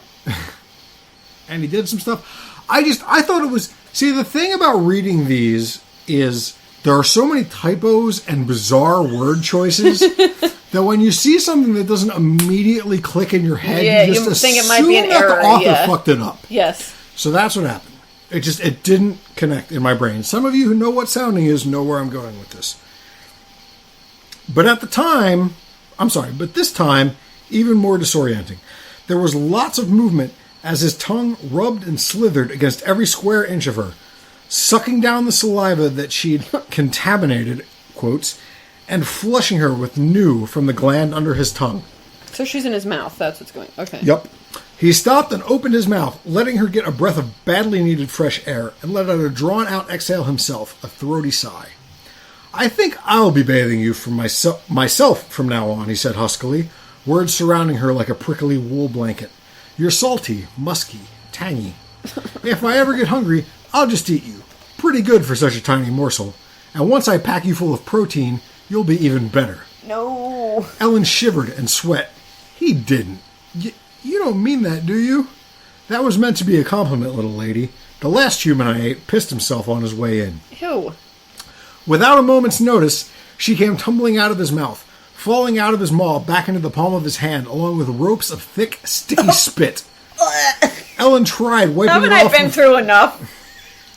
Ellen tried wiping it off of her face with little success. It wasn't long before another glob fell down onto her head. The Ava wiped the fluid away from her face before pushing her down onto her belly and into the deep pool of saliva that was now occupying his cupped hand. Why are you doing this to me? So, this was, I also mentioned to Kera earlier when we were talking about this, that I thought this would cause her to make a whole lot of gag sounds. So that's pretty Vore-y, right? Like, he didn't swallow her, but he had her in the mouth. They did a whole lot of the tongue. Yeah, and what she was doing to the tongue and all that. No swallowing, but a lot of tongue and spit and stuff. But, man, that was only the precursor. So after this, Unit 01 removes his member from his suit, which Ellen describes as... I know it's not the kind of suit that I'm picturing, but I'm just picturing an Ava in a fancy suit. Right. And it's so great. the Ava Sorry. suits that the Ava pilots wore in Ava, basically the Avas now wear those, weirdly enough. And he goes into detail at some point that I'm not going to read verbatim, how he ripped Shinji out of the thing in his back and swallowed him. And I think that was the one that he said pissed himself when he ate him. And this is when the Avas became like fully aware and like began to rule over humanity instead of t'other way around. Ew. So anyway, he removes his member, which she describes as, quote, the size of a stretch limo. So, That's big. pretty impressive. He starts jerking himself off, and he asks her if she knows what sounding is. She replies in the negative, and he says that that is even better. Back to quoting. He pumped harder and faster then, looking from his engorged cock over to her, where she sat on his leg. After a few seconds of this, Ellen noticed that she was sitting with her legs a little farther apart and ass sticking a little further out, and there was a warmth between her thighs. She bit her lip when a bead of clear liquid formed at his cockhole. The giant grunted, and she could feel the sinews in his thigh tighten. His hand came to rest at the base again, but this time he made sure to point himself straight up. With his free hand, he reached for her, a thumb under one arm and an index finger under the other, and brought her hovering above the bulbous head. Legs together and point your toes, he rumbled. What in the world? But she did as she was told, and down she went. The heat of his cock startled her at first, but after he grabbed her by the ankles to make sure that they would slip cleanly into the slit, Maybe his you might want to go outside again. body temperature became temporarily pedestrian. Oh my God. What? His body, it was really hot, but then as she started to get further in, it just became like a normalcy. All right. Oh my God. Her eyes were the size of dinner plates. The skin around the slit was softish, and from what her feet could feel, the inside of the hole was pillowy and hot, like the inside of his mouth. He had grown deep in his chest as he pushed her in past her hips. She could feel the surge of blood tighten the cock around her. Ellen started feeling a little claustrophobic. Oh yeah, that's good, he breathed, looking down at her and not taking his eyes off. Ellen's heartbeat picked up some when she tried to move and couldn't budge one bit. In fact, all she seemed to be able to accomplish was to pleasure him even more. His hand was pulled away slightly, just out of reach for her, as he watched her squirm and look for something that wasn't his cock to raise her, for her to gain leverage against. In fact, her struggling seemed to be doing all the work for him. After a lot of unintentional grabbing and stroking, a fluid bubbled up from inside of him with a few jerks of the shaft, and out came another dribble of pre-cum, oozing out from the slit around her, coating her arms and belly. She paused to look up at him to see if she could possibly gauge his expression. Out before her stretched his belly, long and rock solid thanks to the thick Kevlar fiber he wore. Then his chest, then his shoulders, which were wider than two back-to-back shipping containers. His belly rose and fell, faster than normal, and there was a hungry look in his dark eyes. Didn't say you could stop, he half-whispered. His hand came down over her, and she watched as two fingers pinched her under the arms once again to push her further in. All her anxious writhing did was help him wedge her in up to her ribs even easier. If she thought the tightness was unbearable then, it was nothing compared to when he started pumping himself again. His fist, she noticed, stayed nearer the top of his length, and every time it came up to the head, the air was squeezed out of her. But the expression on her face couldn't have been further from hers. The expression on his face, couldn't have been further from hers. There was a smug grin there, teeth just barely parted, and above his dilated eyes were a pair of brows knitted in concentration. Noises too low to actually hear began escaping him as he jacked off with her as his captive audience. Literally. Haha. Cockbore! This was going to be a much bigger deal before you undercut me by cockbore 2 stories earlier. I'm sorry. But cockbore is a thing that I never even fucking imagined. I never even heard of it before. Never imagined. And I'm so disappointed in myself that I never thought of it. Same. And I then went up and looked. I mean, except not. I don't know. It's complicated. Cockbore was actually a tag on this story that I missed when I was clicking on it the first time. How did I miss that? I'm a little surprised that the idea never occurred to me until I read it. And I'm now going to read the rest of the sex part of the story and hope that Kira doesn't throw up. Oh, no. Ellen wiggled again, though this time it was more from a building desire to touch herself than to escape. What? I told you she gets off on That it. escalated quickly. Unfortunately, her movements brought him out of his lecherous haze. He stood up abruptly, and she swung from where he was lodged in the tip of his massive cock. It came to rest on the edge of the berth, and with a rough motion, he was close to the edge, yanked her out with a growl, and proceeded to finish himself off with the giant head aimed at her. Fuck, he rasped. I'm going to drown you in my fucking cum. Oh, no. She was on her back before him, a tiny smudge of a creature so overcome by awe and fear and desire that there was nothing else for her to do but touch herself. Oh. Tell me how much you want it. His rumbling tenor shook her bones, and his will pressed into her, 2 hands down between her thighs. Come all over me, she mewled. Again, his hips edged forward, the hedge of his cock bumped against her with every furious stroke of his gloved hand. Fucking drown me. Again. I'm coming, she squeaked. Her body locked up in freezing hot spasms, wave after wave of bliss passing through her like electric shocks. Distantly, she noticed Ava's fist pumping away at an unimaginable speed, and it wasn't long before he gave a long, hoarse thrusting at the end of his cock right up against her as burst of white hot surged out over her tiny body, covering in a thick, milky blanket. No. His body, too, was racked with shudders, though they looked more like what an earthquake does to a high-rise building. How poetic. By the time he came to, she was playing in the gallons of semen, Ew. rubbing it experimentally in circles around her breasts, and licking it off her arms and hands lazily. He rubbed the softening member over her lightly, smearing the fluid around a bit more. So, that was Vore. Specifically Cockvore. Who knew there was Cockvore? I learned Except something. apparently a bunch of people on the internet who weren't us. Oh, no. So what were your feelings on, That was real gross. You know how I feel about fluids. I do, which is And why anything I that's was described as being ropey. ropey. When I saw that word, I specifically was like, I absolutely have to quote this at Kera because it says ropey. But you're not as disturbed by it as your final piece. No. I would imagine. Yeah. It's a different kind of... Like, this is just, like, gross, like, gag-inducing, like, because of ropiness. That, as I said, like, affected me on some sort of visceral level. It's different. I can't explain it better than that. Again, I get that. I really thought that this was going to blow everything else away. I was not prepared for what you read. I really No, brought it's it fine. tonight. I'm fine to be one-upped. I'm just telling you that I wasn't prepared for it. So, ladies and gents, liked the show? Hated the show? Second one seems much more likely after what we just read. Did you vomit? Liked or hated part of the show? Please drop us a line. We're at /and-burn-pod on Twitter, and we're /and-burn-pod@gmail.com on email. We'd love to hear your feedback, and we'll give you a shout out on the show if you want. This also goes if you have subject ideas, either fandoms or tags. Yes. Let us know. Seriously, just fucking talk to us. We know that there are people listening to this. We know you're out there. We know it for a fact. You can't fucking hide from us. You might be able to hide it from your job or your mom or whatever, but we know you're listening.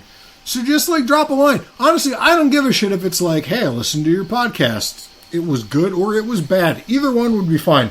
We just want to hear something. I just want to It know. would make us feel validated. Because as much fun as this is, we are doing it in the hopes that people listen to it. And we know that people are listening to it. I'm really but no trying one's not to writing offend us. anybody, really. Yeah. Also, if you could leave us a review on iTunes, whether you use iTunes to listen to podcasts or not, I personally don't. I know Kera doesn't. Nope. I know my wife doesn't. I know her husband doesn't. None of us do. But if you could leave us a review on iTunes anyway, that would go a long way. We'd really appreciate it. You probably have an iTunes account from some point. Just log into it and fucking leave us a review. Unless you're going to leave us a shitty review, then please don't do that. If you think we suck, you can totally write into us, and we'll address it. We'll address it in person. Well, not in person. We'll address it in whatever format you address it to us in, and we'll talk about it on air. If you just get off on fucking hearing someone talk about you on fake internet radio, we'll fucking talk about your letter if you write it to us. That's how few letters we're getting, that we'll talk about it no matter what the fuck it is, even if you tell us that we're disgusting or we're whatever. I don't care. But if you love the show, we or would even really like the to show, hear about that. tolerate the show? Tolerate the show is fine. Just fucking get at us one way or another. This keeps downloading automatically, and I guess I keep listening to it. That's wonderful. Really. Or downloading automatically and you're not listening to it, which is better than not downloading it, but I mean, we'd really appreciate it if you listen to it. But really, any feedback you have, any comments you have, anything, let us know. Twitter, email. We don't have a Facebook yet, but I mean, if we get enough... I don't want it linked to my real name. Well, of course it won't be linked to my real name. I still work for people. Yeah. But yeah, so we hope you enjoyed. Although seems fantastically unlikely. The next one we'll try not to make so upsetting. Maybe we should do something cute for the next one. We'll pick something nice and cute for the next one. Whatever we pick, it's going to be ruined.